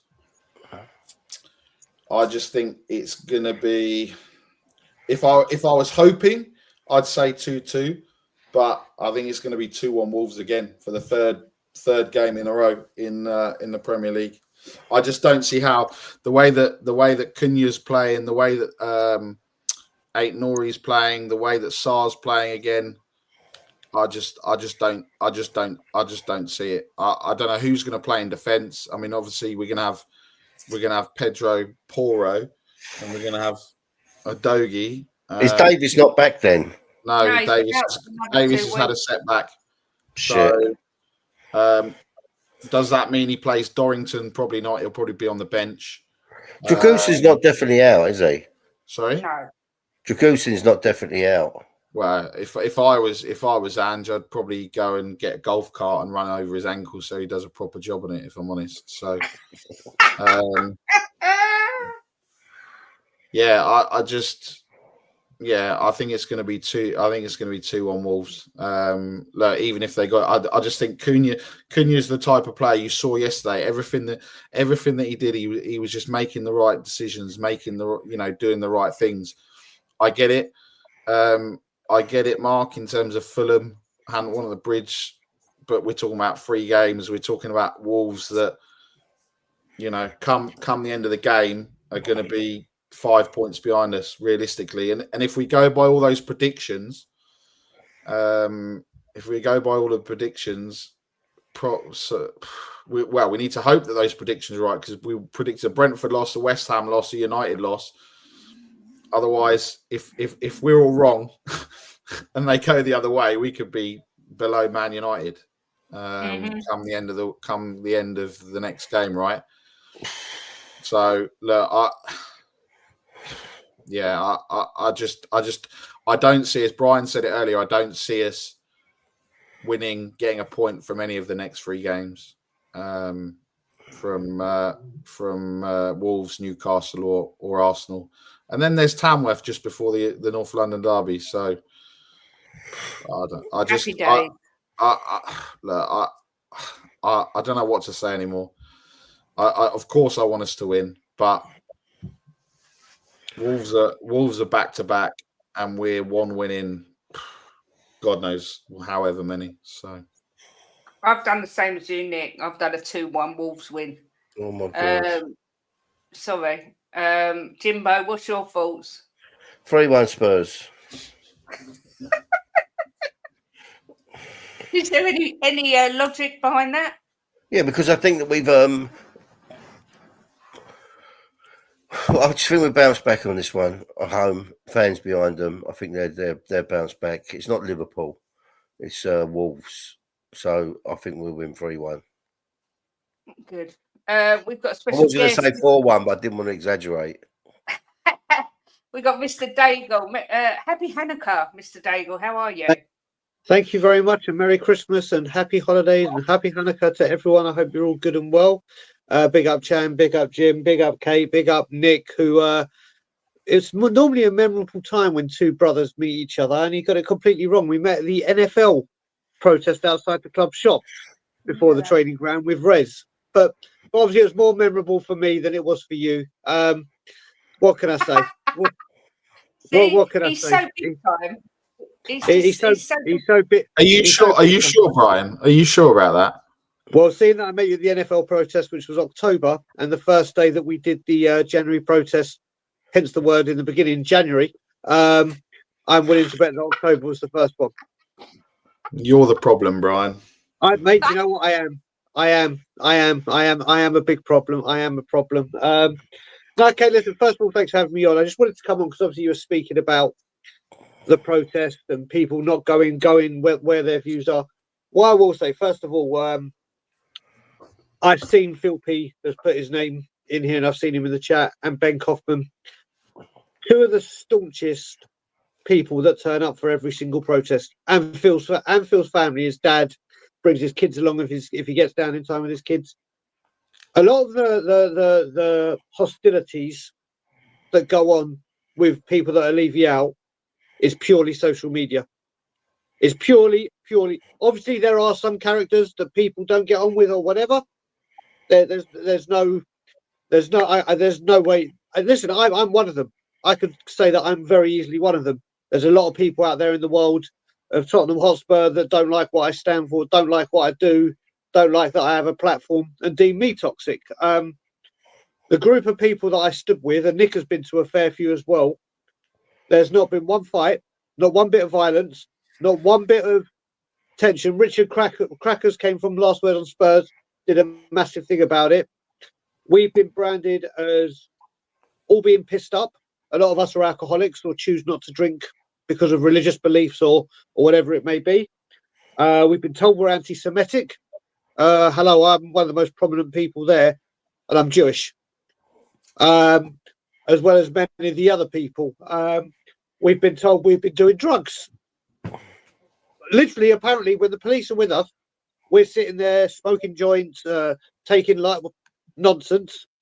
We get the abuse that I get personally, and others get as well. I know where you're coming from, Kate. I know where you're coming from, and I've said it a long time now. We've gone past this point now. It's past the point where I've said recently. I will say recently, in this recent upturn of pressure on the board, a lot of people have come together. Even people that were defending Levy have come out and said, "You know what? I think I'm wrong. I think I owe a few people an apology because it is bad on both sides." And like Nick said with the interview you saw that I did with Jay, who I've been working with and talking with non-stop, but Jay is obviously able to spearhead it because of location. It has got a lot of traction on it. Change for Spurs are doing what they can. It comes down to, you've got to remember what it comes down to now is everyone can bitch and moan and shout and scream and whatever and act like the big man, whether it be, or big woman, whether it be in YouTube chats, whether it be, and this ain't the UK, this ain't, well, I mean, there's loads of females that women that watch our, yeah, look at you, gangster. There's loads of people in the chat, women, Fran, Kate Ricks. I could go on giving names. Nicola, who's always there, Drula. I could carry on giving loads of names. It's all well and good what people say and do on social media. It's all well and good what people try to promote, whether people agree with them or not. What it comes down to on match day is 62,500 people. Minus the away fans, obviously the stadium, minus away fans, corporate, whatever. And if you're not leaving out, if you're not, that's your opinion, that's your right. They say, listen, I'm not leaving out, I'm not coming. The problem we have are people that are leaving out and do speak a good game, but they're at the game and then don't do anything about it. That's the issue we have. If we're going to get change and really make a noise on match day, then the people that say they're going to be there, go there. Go there. Don't say, oh, I'm going to be there. Because if you go there and see 200 people, you go, oh, that's not that big, I'm not going to do it. If everyone does that, then what's the point? We've got to the point now where, listen, I'll read off a few stats now. I was speaking to one of my best mates who's an Arsenal fan. He's a bit younger than me, but he was born in 1986. In his lifetime as a manager, they have had George Graham, Bruce Rioch, Arsene Wenger, Unai Emery, and now they've had 5 managers in his entire life from 1986. We've had 7 at the new stadium. Now you can say, "Oh my God, Wenger stayed for 20 years, whatever it was." Yeah, he did, because they backed him. He brought. It'd be nice to have a manager stay 20 years, Brian. Mate, but this is the thing. No manager will. We've had 5 years at this stadium, and we have had 7 managers. How do you expect anything to? Listen, whether you want to back it, Ange is under a lot of fire now. He's a dead man walking, in my opinion. In my opinion, we lose to Wolves, he's gone. He's gone, and then we're in a whole bigger mess. Then we're in a whole bigger mess, because if we lose to Wolves, whether Spurs want to back him or not, whether fans want to back him or not, we'll be at a point that is totally unacceptable for Tottenham Hotspur. And the fans will make their voices heard if we lose to Wolves. And I hate to say, for me, it's when we lose to Wolves. I sent Nick that image where he read about Archie Gray. And it's relieved our look for a defender. This is what this football, whether it's true or not, whether the source is reliable, don't know, but it sounds like something Tottenham would do. Just in case you didn't know as well, Spurs, or it's been released like wildfire, it's come out today that Ben Davies has had a setback. Yeah. So, we knew we were short in centre-backs already, but this club allow it. As I said, we've had 7 managers in 5 years. We're joint 13th, whatever way you want to look at it. Brentford and Manchester United, who we're tied with, actually play before us. Oh, sorry, West Ham. West Ham. If they pick up a point in each game, we're 14th because they play before us. Tottenham Hotspur Football Club will see out 2024 in 14th position. Now, I don't care what you think about managers, play, whatever you want to do, wherever you are on this, that, as a Tottenham Hotspur fan, is totally and utterly unacceptable. When you have the resources that we have, the infrastructure that we have, this club is in such a big mess, that there is no light at the end of the tunnel till Levy's gone, because it will keep happening. There is absolutely no light at the end of the tunnel. We'll just keep going around in circles. And the thing that I've started to bring to attention now is Daniel Levy is the major problem. The major problem. But there are a group of people that sit below him on the directors of the board that are getting away with everything scot-free. Every single director at this football club, whether it be Donna Cullen, Rebecca Capelhorn, and I'll remember the name of others, all of them have financial backgrounds, not football backgrounds. Not one football background. All they care about, and you've got to remember, they've got to okay things and take it to Levy. So they're okay in this. It's getting up to their level before they go to the big boss man. But these bastards are sitting in the shadows they're sitting behind Levy's shadow. When it's time that Tottenham Hotspur fans put the spotlight and bring them out of the shadows, Daniel Levy is the biggest culprit. And no one will ever change my mind. But there are a board of directors that sit here and allow this.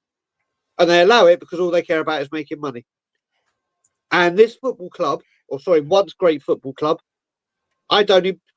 Jim, I don't know if you saw it. I put a very long message in the Tottenham on Tour group last night. I was seething. I've said, I right now, I don't care, win, lose or draw. I don't care. I'm out of love with my football club. If I had a Facebook relationship status, it would be it's complicated. With this club, I don't care, because win, lose, if we win, it prolongs Ange's torture a little bit longer. If we lose, we sack him, we repeat the same thing. Managers aren't backed properly. Players players don't want to play for this shirt. Me, Jim, and you, Kate, grew up in an era where players used to fight for this badge. They used to leave this pitch. We weren't great, but you know what? You go off and say, yeah, we were shit today, but not once do I remember ever questioning the players' commitment, dedication, fight, and pride to wear that badge. I do now. I do now. There are players there that just have it as a paycheck. And why would you leave when you're getting paid? So they do not care. And the reason they're not allowed to care is right from the very top, right to the very bottom. It is rancid. There is no accountability. There is absolutely no accountability. Nottingham Forest, and I will criticise Ange here, Nottingham Forest, teams that want to, that are like, let's just keep our shape, let's hold it up, let's counter-attack, let's make sure we just stay very, very compact. They beat us. They beat us because as Postecoglou won't change. And they're like, right, this is how you beat Tottenham. Nottingham Forest changed to a back five to make sure they got those 3 points and not made it one. We go into games and they will change to play us, but we keep going. When the results are the same and the performances are the same and the tactics are the same and you're not getting the right results, it's not on. It doesn't matter if Ange is here or not, the next manager. If Ange got sacked today, where are we? December the 27th. Guarantee you, 18 months from now, if he got the sack today, we're having exactly the same conversation. Yeah. How? Listen, let it sink in. Let it sink in. Again, the main point I'm trying to get at today, and is where I'm going with a lot of things, is we have moved to that game-changing stadium. When we left White Hart Lane, we were title challengers, genuine title challengers. At Wembley, we were top 4 contenders and succeeding. When we arrived at White Hart Lane, we're in the new stadium, we're at a Champions League final. Now we'd be lucky if we could get Conference League. Game changing. 7 managers in 5 years. Player quality and wages have gone down, but this stadium's going to change it all for us. Well, what can you say? Well, listen, it's Levy out. I've refused point blank, Kate, and people will verify since I think it was March or April. No, May, the end of the season. I haven't once used the hashtag Levy out. Not once. I will tweet about Levy out stuff, but I'm not tweeting it because that hashtag has got a fucking terrible rap because of what goes on social media. We're trying to detach from that. If you could distance, and I can verify and personally give my own guarantee, as Phil P could, as Ben Kaufman could, the Levy out people from my group that go there week in, week out, fly across this country, fly across Europe to support them, go to away games that have been doing. They are one of the nicest, warmest, welcoming people you can wish to meet. And there are some great people in there that I now consider family. They are wonderful people, but because they are very, they will say, if we sat back and said nothing would be getting done. There would be no. When you go to war, and obviously not a physical war here, but you don't go up to people with feather dusters and go, ha ha, you tickled, lay down, play dead. You don't get a super soaker and go, see, you're wet, you're out. This ain't Quasar or a laser tag. There are cross words going to be said, like in anything. But this fan base right now, like I said, on social media, only care about calling people out, saying you're wrong, you're right. There are a lot of channels that really bigged up the protest, really bigged it up. Channels I didn't think that would, but did they attend? Did they attend? No. Would people seeing those people there think, oh my God, they're there. Let me go say hello to them. Would that have brought in extra numbers? Yes, but that's there. I'm not having a dig at them. They're right. And thank you for bigging up the protest. Thank you for giving it the airtime that it deserves. But we're just in a mess, and because of this fact, No, Brian, I was just going to say Chang's got to go, so I just wanted to say. Sorry, Chang, brother. Sorry, geezer. Thank you so much. Nothing for you to apologize, Mr. Degu. I was so enthralled and just mesmerized by everything that you said for the past 10 minutes. I just couldn't bear to leave the channel, but it has come to a point where I have to catch this next bus, or I'm going to be trapped here for the next 8 hours to the very next morning. So, with that, thank you very, very much for having me again, Miss Kate. If we are doing this again, if you're going to be doing this again on Monday at noon, I will definitely be back. Having said that, have a fantastic weekend, everybody, regardless of the results, regardless of the football that Spurs play on Sunday. I wish everyone the best end to the last and final weekend of 2024. Hope we sign off with a bang. And as always, Chang out from Southeast Asia. I'll see each and everyone from you soon. Okay, bye bye everybody. Chang, see you later on, buddy. See you. Take care. He's such a nice guy. I love this man. I love him. I know. I love Chang. Love him. He's such a nice guy. Honestly, Chang, brother, love you. But there's, what can we do? I mean, put it this way. I get so annoyed with the match day fans that say, love this. This is one of the night. Again, see, this is the thing. You get through your channel, Kate and Jim, through my channel, through all the channels, you get to find some absolute diamonds that you've never spoken to verbally on the phone or met face to face. And it's like you've known them for so long. And Barbaric Disdain is definitely what a legend. But as I was saying, I get annoyed with the match. I am currently looking and preparing to have a domestic with Ilana because I'm trying to get back for the Leicester game in January for a long weekend, just to fly in on the Saturday, to go to the protest on a Sunday or whatever day the game is on, and then fly home. Not stepping foot in the Levy Bowl, but I am prepared, if I can, to fly home for a long weekend from Canada. A 16-hour round trip, plus obviously the 3 hours early at the airport, so what? 22-hour round trip to stand outside the ground for an hour. I am prepared to do it. If I can get a flight and it's reasonable, I would do it. I've done it before. I'll do it again. Listen, where are we going to do? Where can we go? Well, there. Every avenue you try and turn down, it's a dead end. Thing is, Brian, the thing is as a fan, I mean, you know how long I've supported this club. I've spent a fortune. I had a season ticket for nearly 25 years. I've bought fucking more memorabilia, photos, tops, bottom, tracksuit bottoms, coats. I've spent thousands and thousands and thousands on this club, right? And but our fucking hands are tied, you know. It's like you can bang your head against the wall with this club as much as you like, and it doesn't knock any sense into it. Which is it's such a frustrating club to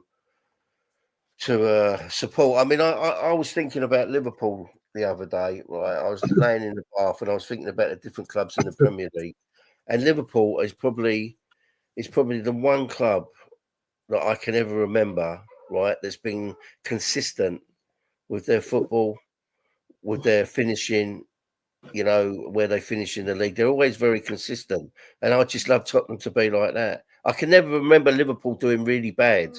They always did decent, you know, even if they didn't have a great season, they still finished quite high in the table. And I just want Tottenham to be that. But how are we ever going to get it with this guy in charge? I don't see exactly. Jim, you look at it, and I have a little soft spot for Liverpool. When I say soft spot, it's only because I'm obsessed with Robbie Fowler. Robbie Fowler, I thought, was one of the greatest strikers. I love him. I wish Tottenham had him at one point. I thought it was. But anyway, you look at it, Jimmy, all the time, and you're a little bit older than me. Apart from Roy Hodgson and Rafa Benitez, they've always had. Oh no, and Rafa Benitez and Houllier, they've always had attack-minded managers. Attack. They just stick with the philosophy. Attack-minded. They still did well with their managers, Brian. They still did well, but they have a team. And you look at it, they've been redeveloping Anfield and spending money. And I don't know if you've heard me say this, Jim and Kay. I'm going to say it again. Well, I said it on We Are Tottenham TV last week. Got a very good friend from Seattle Spurs.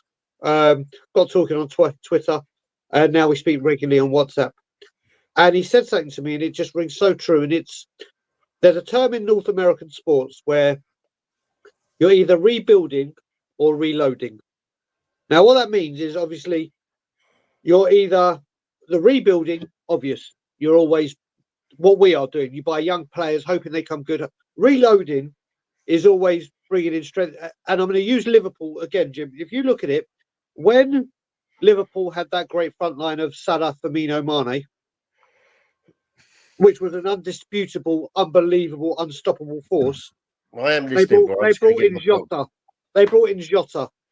They brought in Diaz. They brought in Nunes. They brought in Gapco. That's reloading. That's reloading. That's being like, right, we're going to rotate these players. We need strength. We need quality. We need competition for places. We need that competition between the players to know that their job ain't safe if they have the jersey. We don't do that. We don't do that.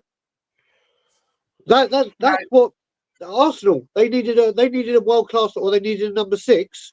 Didn't have Champions League number. Cheers, bloody. Thank you, appreciate it. We've had a little break, but we will be coming back. I've just started a new job and in training, but we'll be back big time in January for regular content for the I don't want to say the transfer window, or as I say it, tumbleweed going across the road window. But Jimmy, it's what we do. We don't do anything. I mean, it was the Evening Standard that said that thing about Spurs have eased the pressure on looking for a defender because of Archie Gray.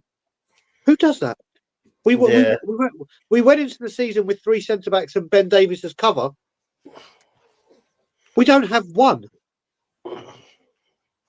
Our defence potentially against Wolves could be Archie Gray and Bissouma, 2 midfielders, or Archie Gray and Alfie Dorrington, a youngster that came on 5-0 up against Southampton.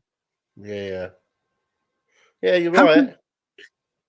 I don't, and I as people know, I've defended Ange to the hills. I was speaking to Ben. Ben always calls me on his drive into the studio, so I always have a chat with him. And he said to me, Brian, have you heard Ange Postecoglou's comments or press conference? I was like, nope, I don't listen anymore. I want to back him. I want to back him, but if I listen to him, I'll flip. I'll switch because he says things. I'm like, how you? I've said, Kate and Jimmy, it's got to the point now where when you've got your kid and they've been naughty and you put them in timeout. I want to put Ange Postecoglou in timeout before his press conferences and post-match interviews. I do that to Kate, Brian, often. Because some of the things he says, I'm like, what are you talking about? Yeah. I'm like, do you know what? I tried to back him with his style of football, his brand of football, which is what we all want to see attacking football. But I can't listen to him. At the moment, I can't listen to him because I think if I listen to him, I'll be like, right, fuck this. I'm going to turn on my first manager, and I'm not doing it. I can't listen to what he has to say. Yeah, I hear you. But do you understand what I was saying, Brian? There needs to be sort of like you're very level-headed and open to other people's points of view and whatnot. And for instance, I want Levy out of the club, but it wouldn't stop me buying Jim a football shirt from there. And people might say that's hypocritical, but that's me. I'm 46. I'll do as I please. If that's what I want to do, I'll do it. But other people and other channels would judge that and say, you're the problem, you're this, you're that. Okay, you know the way I look at this? I have so many people message me occasionally go, Brian, I'm really, really sorry, but I'm on my holidays and I had to go into the Spurs shop and buy this. I'm really sorry. I'm like, why are you apologising to me? I'm like, I have said I will not give Daniel Levy a bloody penny. I broke a family tradition in not giving my niece and nephew, the 3rd, 4th and 5th one from my sister, a Spurs baby grow because I refuse to give Daniel Levy money. I refuse. I won't even step foot in the stadium if given a free ticket. That's my choice. That's my choice. Well, I mean, when we met up with you at Spurs, you was offered a free ticket and never took it. Yep. I was like, nope, I won't step foot in there. Because I was trying to talk you into coming in. Yeah. I won't, mate. Even if you paid me, I wouldn't have stepped foot in there. And some of the reasons is because I'm a man of principle and stick by what I say. And also, if people see me in that stadium when I've given it all the mouth that I won't go in there, that I just can't. But I don't want to step foot in there anyway. people are still going into that club shop or not going into that club shop saying, I refuse to give him money, but they're stepping foot in the ground. So it's like, well, wait a minute. Well done. You're not spending money in the shop or spending money on drinks, but you're in the stadium. Yeah. But then people say, I'm in the stadium to support the team, but I don't buy anything in the shop. So everyone has the right to protest whatever way they want. I like I said, Kate, because I said, right, I'm not spending a penny and I stick by it, that doesn't mean I'm more valid than you. It means that I said something to myself, I committed something to myself, and I'm seeing it through. I'm seeing it through. I will not spend a penny. The second Levy sells this club, I will literally sell to Ilana next paycheck. Everything is going on the Spurs shop. I will get all the stuff that I've wanted for ages. I will buy my nephews and my niece everything. But until such wonderful day, I will not give them a penny. Yeah. Listen. Protesting, everyone's got their limit in what they do. But the most important thing is, somehow, and like I said, Change for Spurs have come on board. Jay, who I'm trying to do a lot of work with, and Jay, and if Jay gets to see this, Jay got Matt Law to do an article with him. The Daily Mail, a backspace spread. It got traction all over the place. What Jay did was phenomenal. What Jay's that? Again, Jay, who attended a couple of my protests at the end, he's on Twitter. He's not really on YouTube or anything. Look, I don't know if you saw the video, Jim, that I did where Nick said, yeah, where the sound was a bit wonky because it was coming through his phone speaker. But Jay is a really, really nice guy. He's a 28-year-old guy. But after the Chelsea game, he was like, enough's enough. I'm going to take the reins. And people have got to remember how much work, time and effort goes into setting these protests up. Yeah. And the worst thing about it is everyone that's on social media that says I'm going to come, big up to you, Early Doors. Everyone that says they're going to come and then don't, you're spoiling it. And when I say spoiling it is, I've said it before, when we did ours, we had plans to be over by not just by the club shop, by the train station, by the South Stand, by the East Stand, by the West Stand, all over the place. Outside the M Bar where the media walks in. But when you've only got 200 turning up and it doesn't look good already, what are we going to do? Say, go on then, let's split up into groups of 20 because that'll look much, much better, won't it? Yeah. And the thing is, and Jim will know this very, very well, with Alan Sugar, there were thousands. Thousands upon thousands. Yeah. And the reason why? No social media. Because whereas social media is a very, very powerful tool and can get the message out, it can also do exactly the same in killing the message. Yeah. And I think that's what it's done, Brian. I think that's what it's done. It's caused so much division. You know, I heard someone the other day, I can't remember what show it was. Someone said, because of so many people hating Ange and being Ange out, it makes them want to love Ange even more. And that is social media for you. Well, this is the thing. You look at it.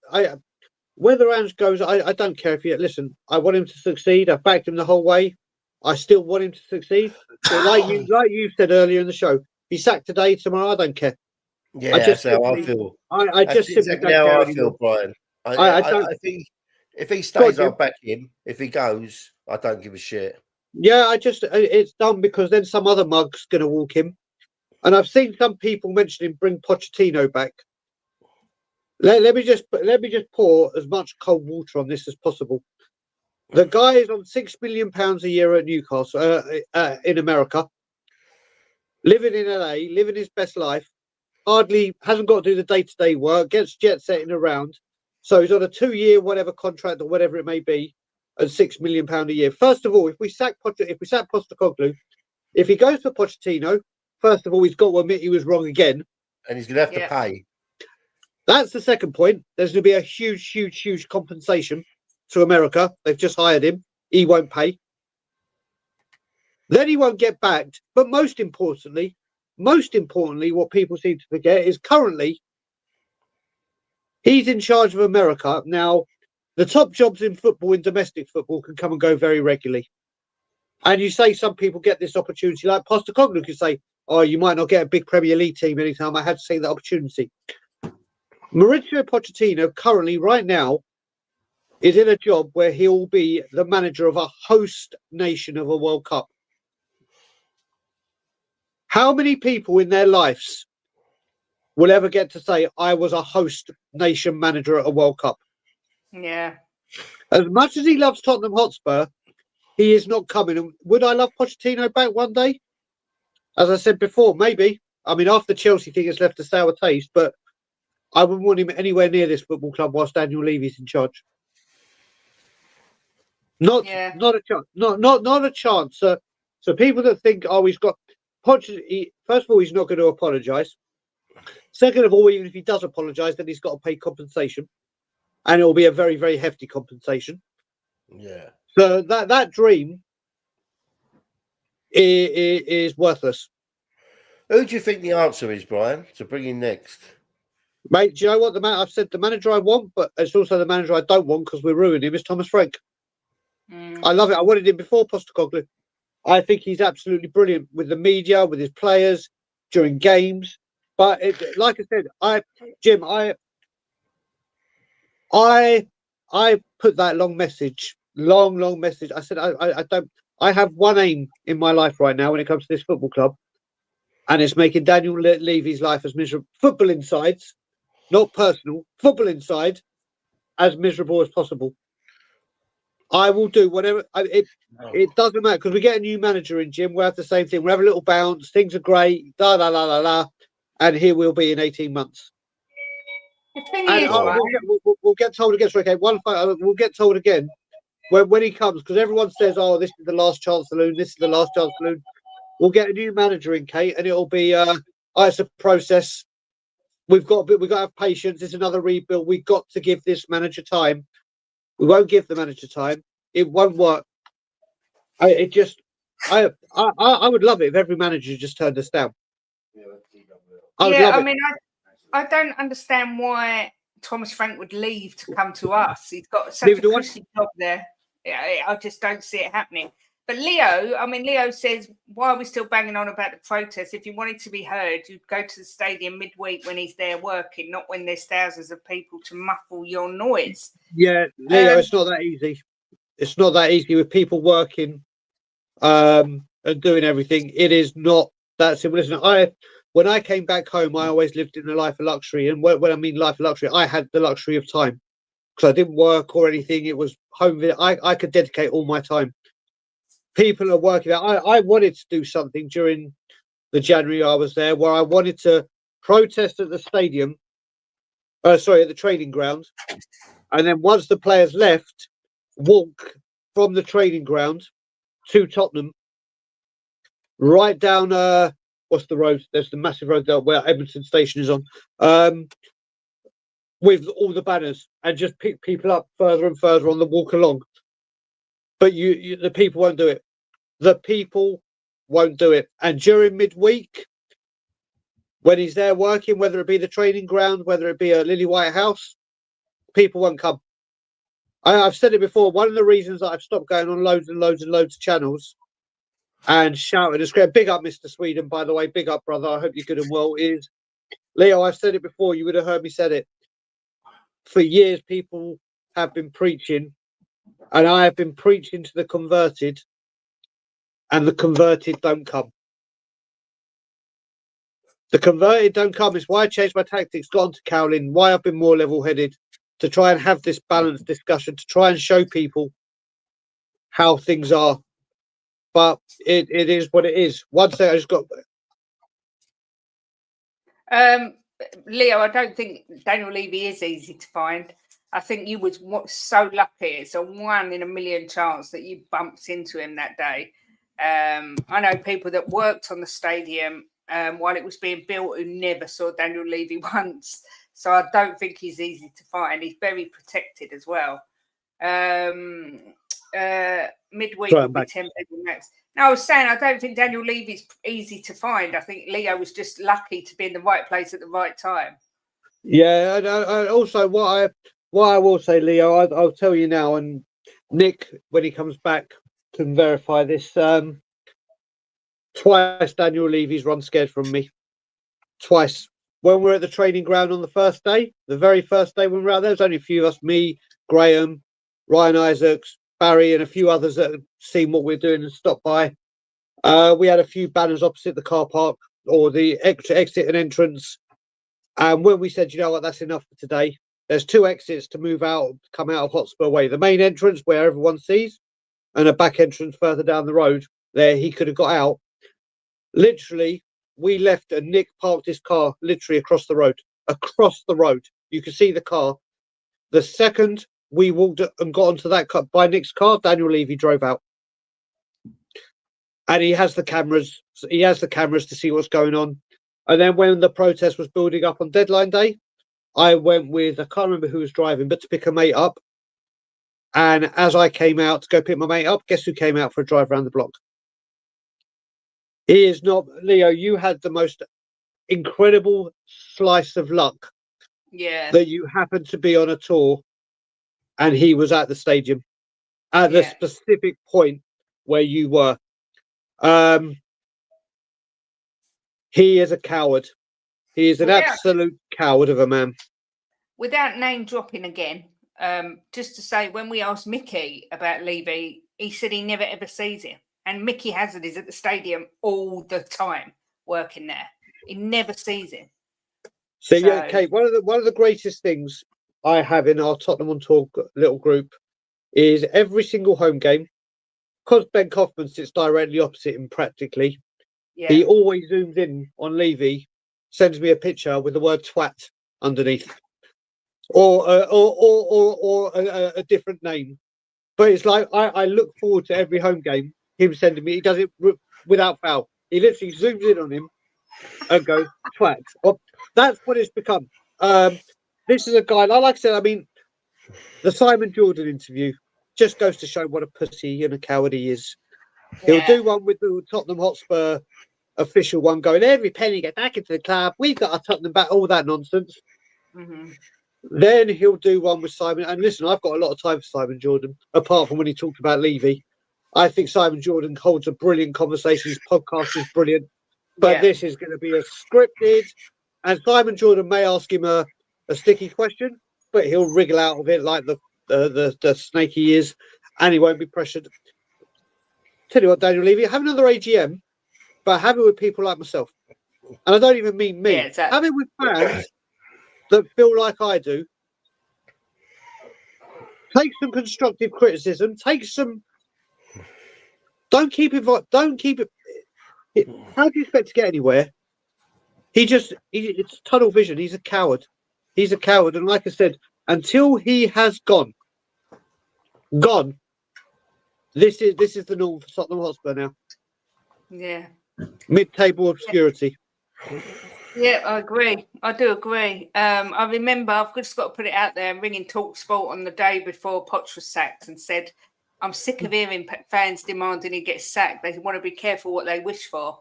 And I still stand by that comment because everything's been shit ever since. But I have got some breaking news, but it's not about Tottenham. Damon Heta has just hit a 9-darter at their darts. So we've had the first 9-darter at the darts for anyone that's watching. I got it on the telly and I never saw it. I took the dog out for a wee and there's a big parcel come for William. Yeah, it's his desk. Right. So yeah, we've had the first 9-darter, but look, I'm going to end it there because Jim looks like he's wasting away. He's desperate. I need to eat, and I need to feed the puppy as well. She's waiting for a second dinner.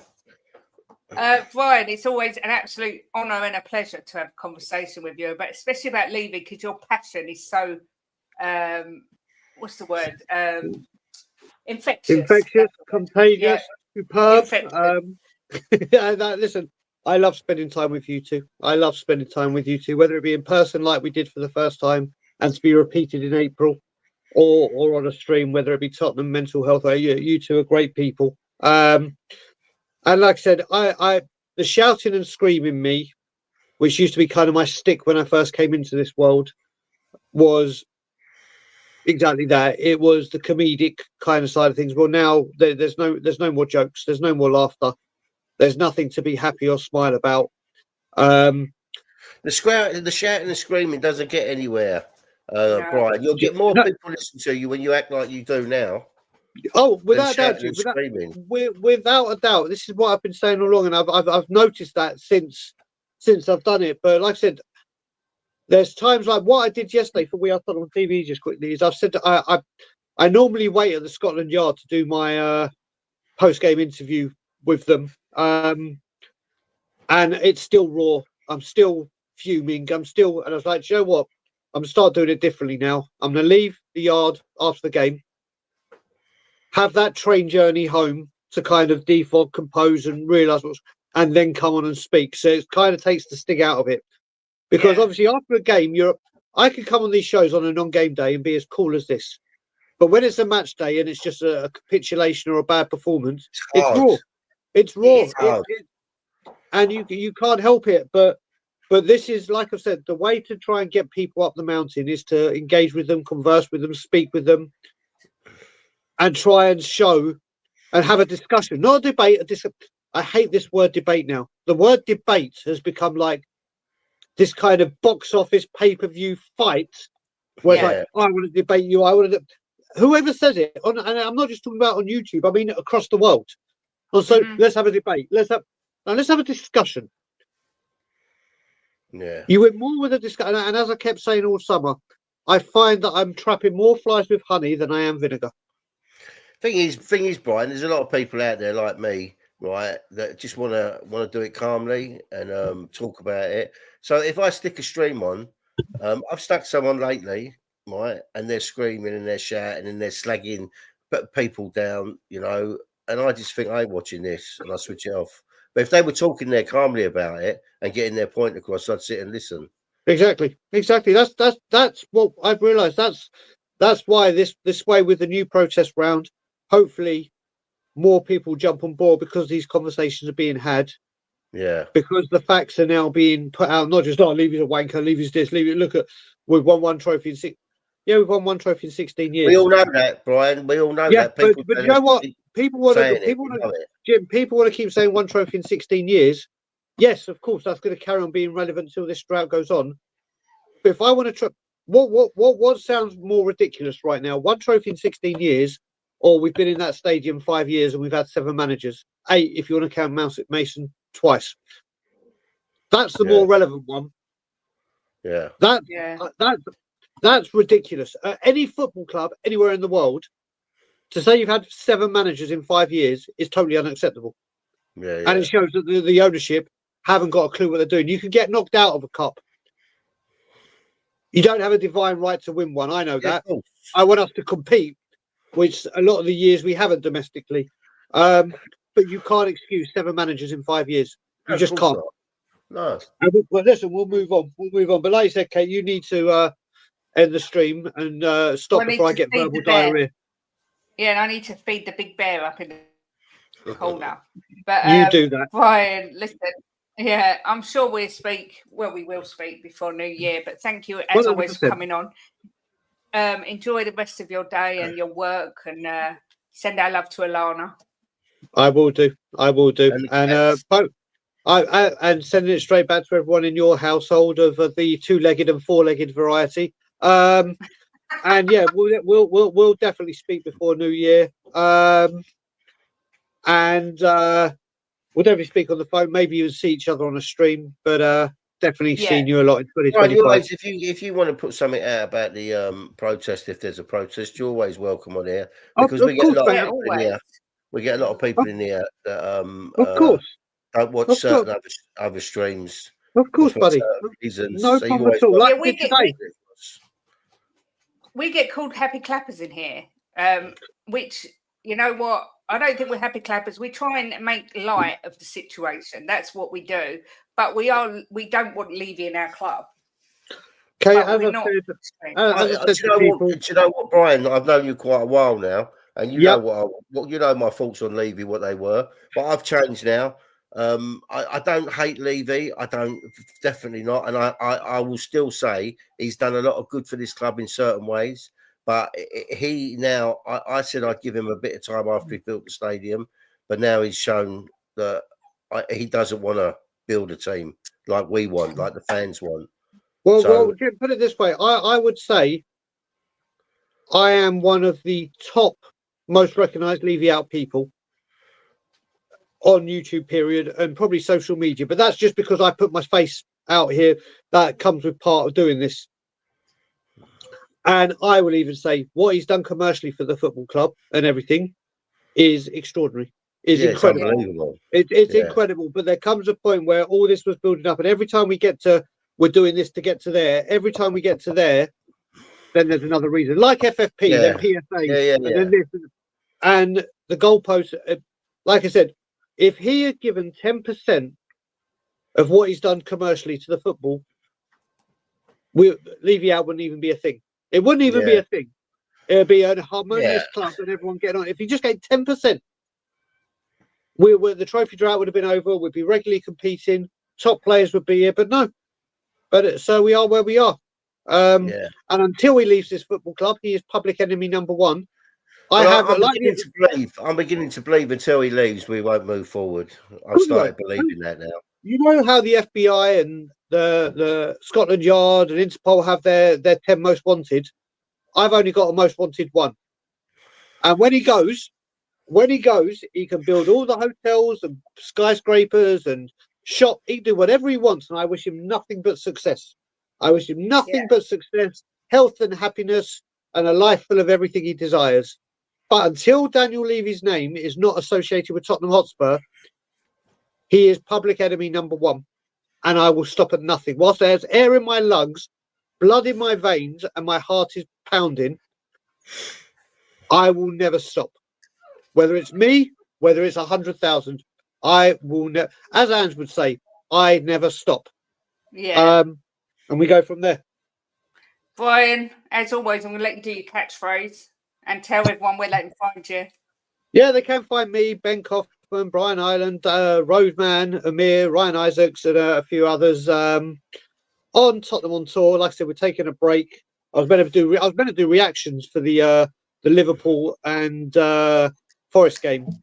I was like, if I get on this microphone, it might not be calm, Bri. And it would have been at the Scotland Yard. I was like, nope, we'll start. And then I did my We Are Tottenham TV bit. I was like, I don't want to talk about them anymore. But in January, I will be doing them. And I will, because we'll be back in a big way in January. So yeah, you can find me on Tottenham on tour. But everyone, most importantly, if you haven't subscribed to these two, please do, because they are wonderful, wonderful people. To me, they are very, very close to me. No matter what people think about people in this community, no matter what happens, we all want a better, brighter Spurs. It's how we get there that is the problem. And for some reason, there are people that just won't get on with people for whatever reason. And people will know I stay away from it all. I don't get involved. I am me. I hold myself accountable for me. I get on with a lot of people that don't get on with you, and vice versa. I get on with a lot of people that don't get on with you two. And that won't change, as you two know. I have my people get on with us, and it shouldn't. And that's the thing, it shouldn't. But the thing is, we're going to get nowhere. I've said to people as well that have channels, stop. When we're calling out other channels or mentioning other channels' names, we've got to the point now where, yes, whether you're calling them out rightly or wrongly, the people in the chats that say they're going to do stuff, there may be 3 of us here now, and however many in the chat, there's more of you in the chat. And if all of you in the chat would say, oh, guess what? We'll be there, but then you don't, well, there's more of you than us. So where's the accountability there? It's a dark time for Tottenham Hotspur. There is no light at the end of the tunnel until we hear Tottenham Hotspur takeover imminent. And then that day, that joyous day, I'm still trying to work out. I might put a poll out to say, how should I celebrate? What crazy thing should I do the day that day happens? Because I'm looking forward to it. But yeah, Tottenham on tour is where you find me. But most importantly, like and subscribe to these two up here who are wonderful, wonderful human beings. Thank you very much, Brian. Did you do Levy Out? Oh, no, I didn't. Fuck me. I'm on such a fucking... Mate, I've got to go to one. I've only had one coffee and I've got what? If this is out, oh my God. Right, okay, yeah. And as always, Levy out. out. There we go. And Jimbo, I'll let you finish the stream. Thank you everyone for watching. We've had loads in today. Please make sure you're smashing a like and enjoy the rest of your, what day is it today? Friday. And we'll be back on Monday. But go on, Jimbo. You're in the show. Well, it's very hard to do one after the performance we've had. So I'm going to say to you, no matter what your stance is on anything to do with Spurs, you love Spurs, so support them, get behind them. And I'm going to give you a little bit of a warning here, right? You could get done for child abuse if you let your children support Tottenham Hotspur. So be careful if you let them support Spurs. No, just get behind the boys on the weekend. You know, apart from Ange in, Ange out, apart from what footballers you think are not trying or get paid too much or you know, just get behind them. It's their club. And if it means Ange stays, then so be it. We want wins. We need wins. So get behind the boys on Sunday and let's hope we beat Wolves. Come on, you Spurs.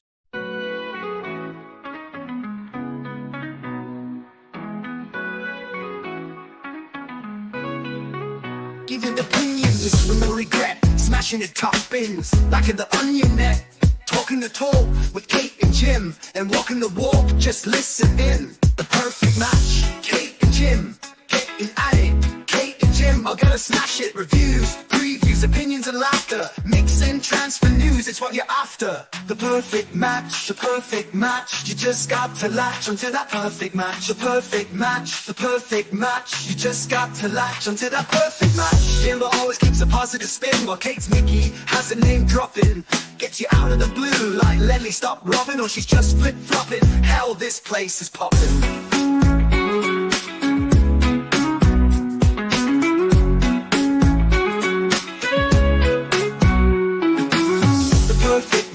The perfect match, you just got to latch onto that perfect match. The perfect match, the perfect match, you just got to latch onto that perfect match.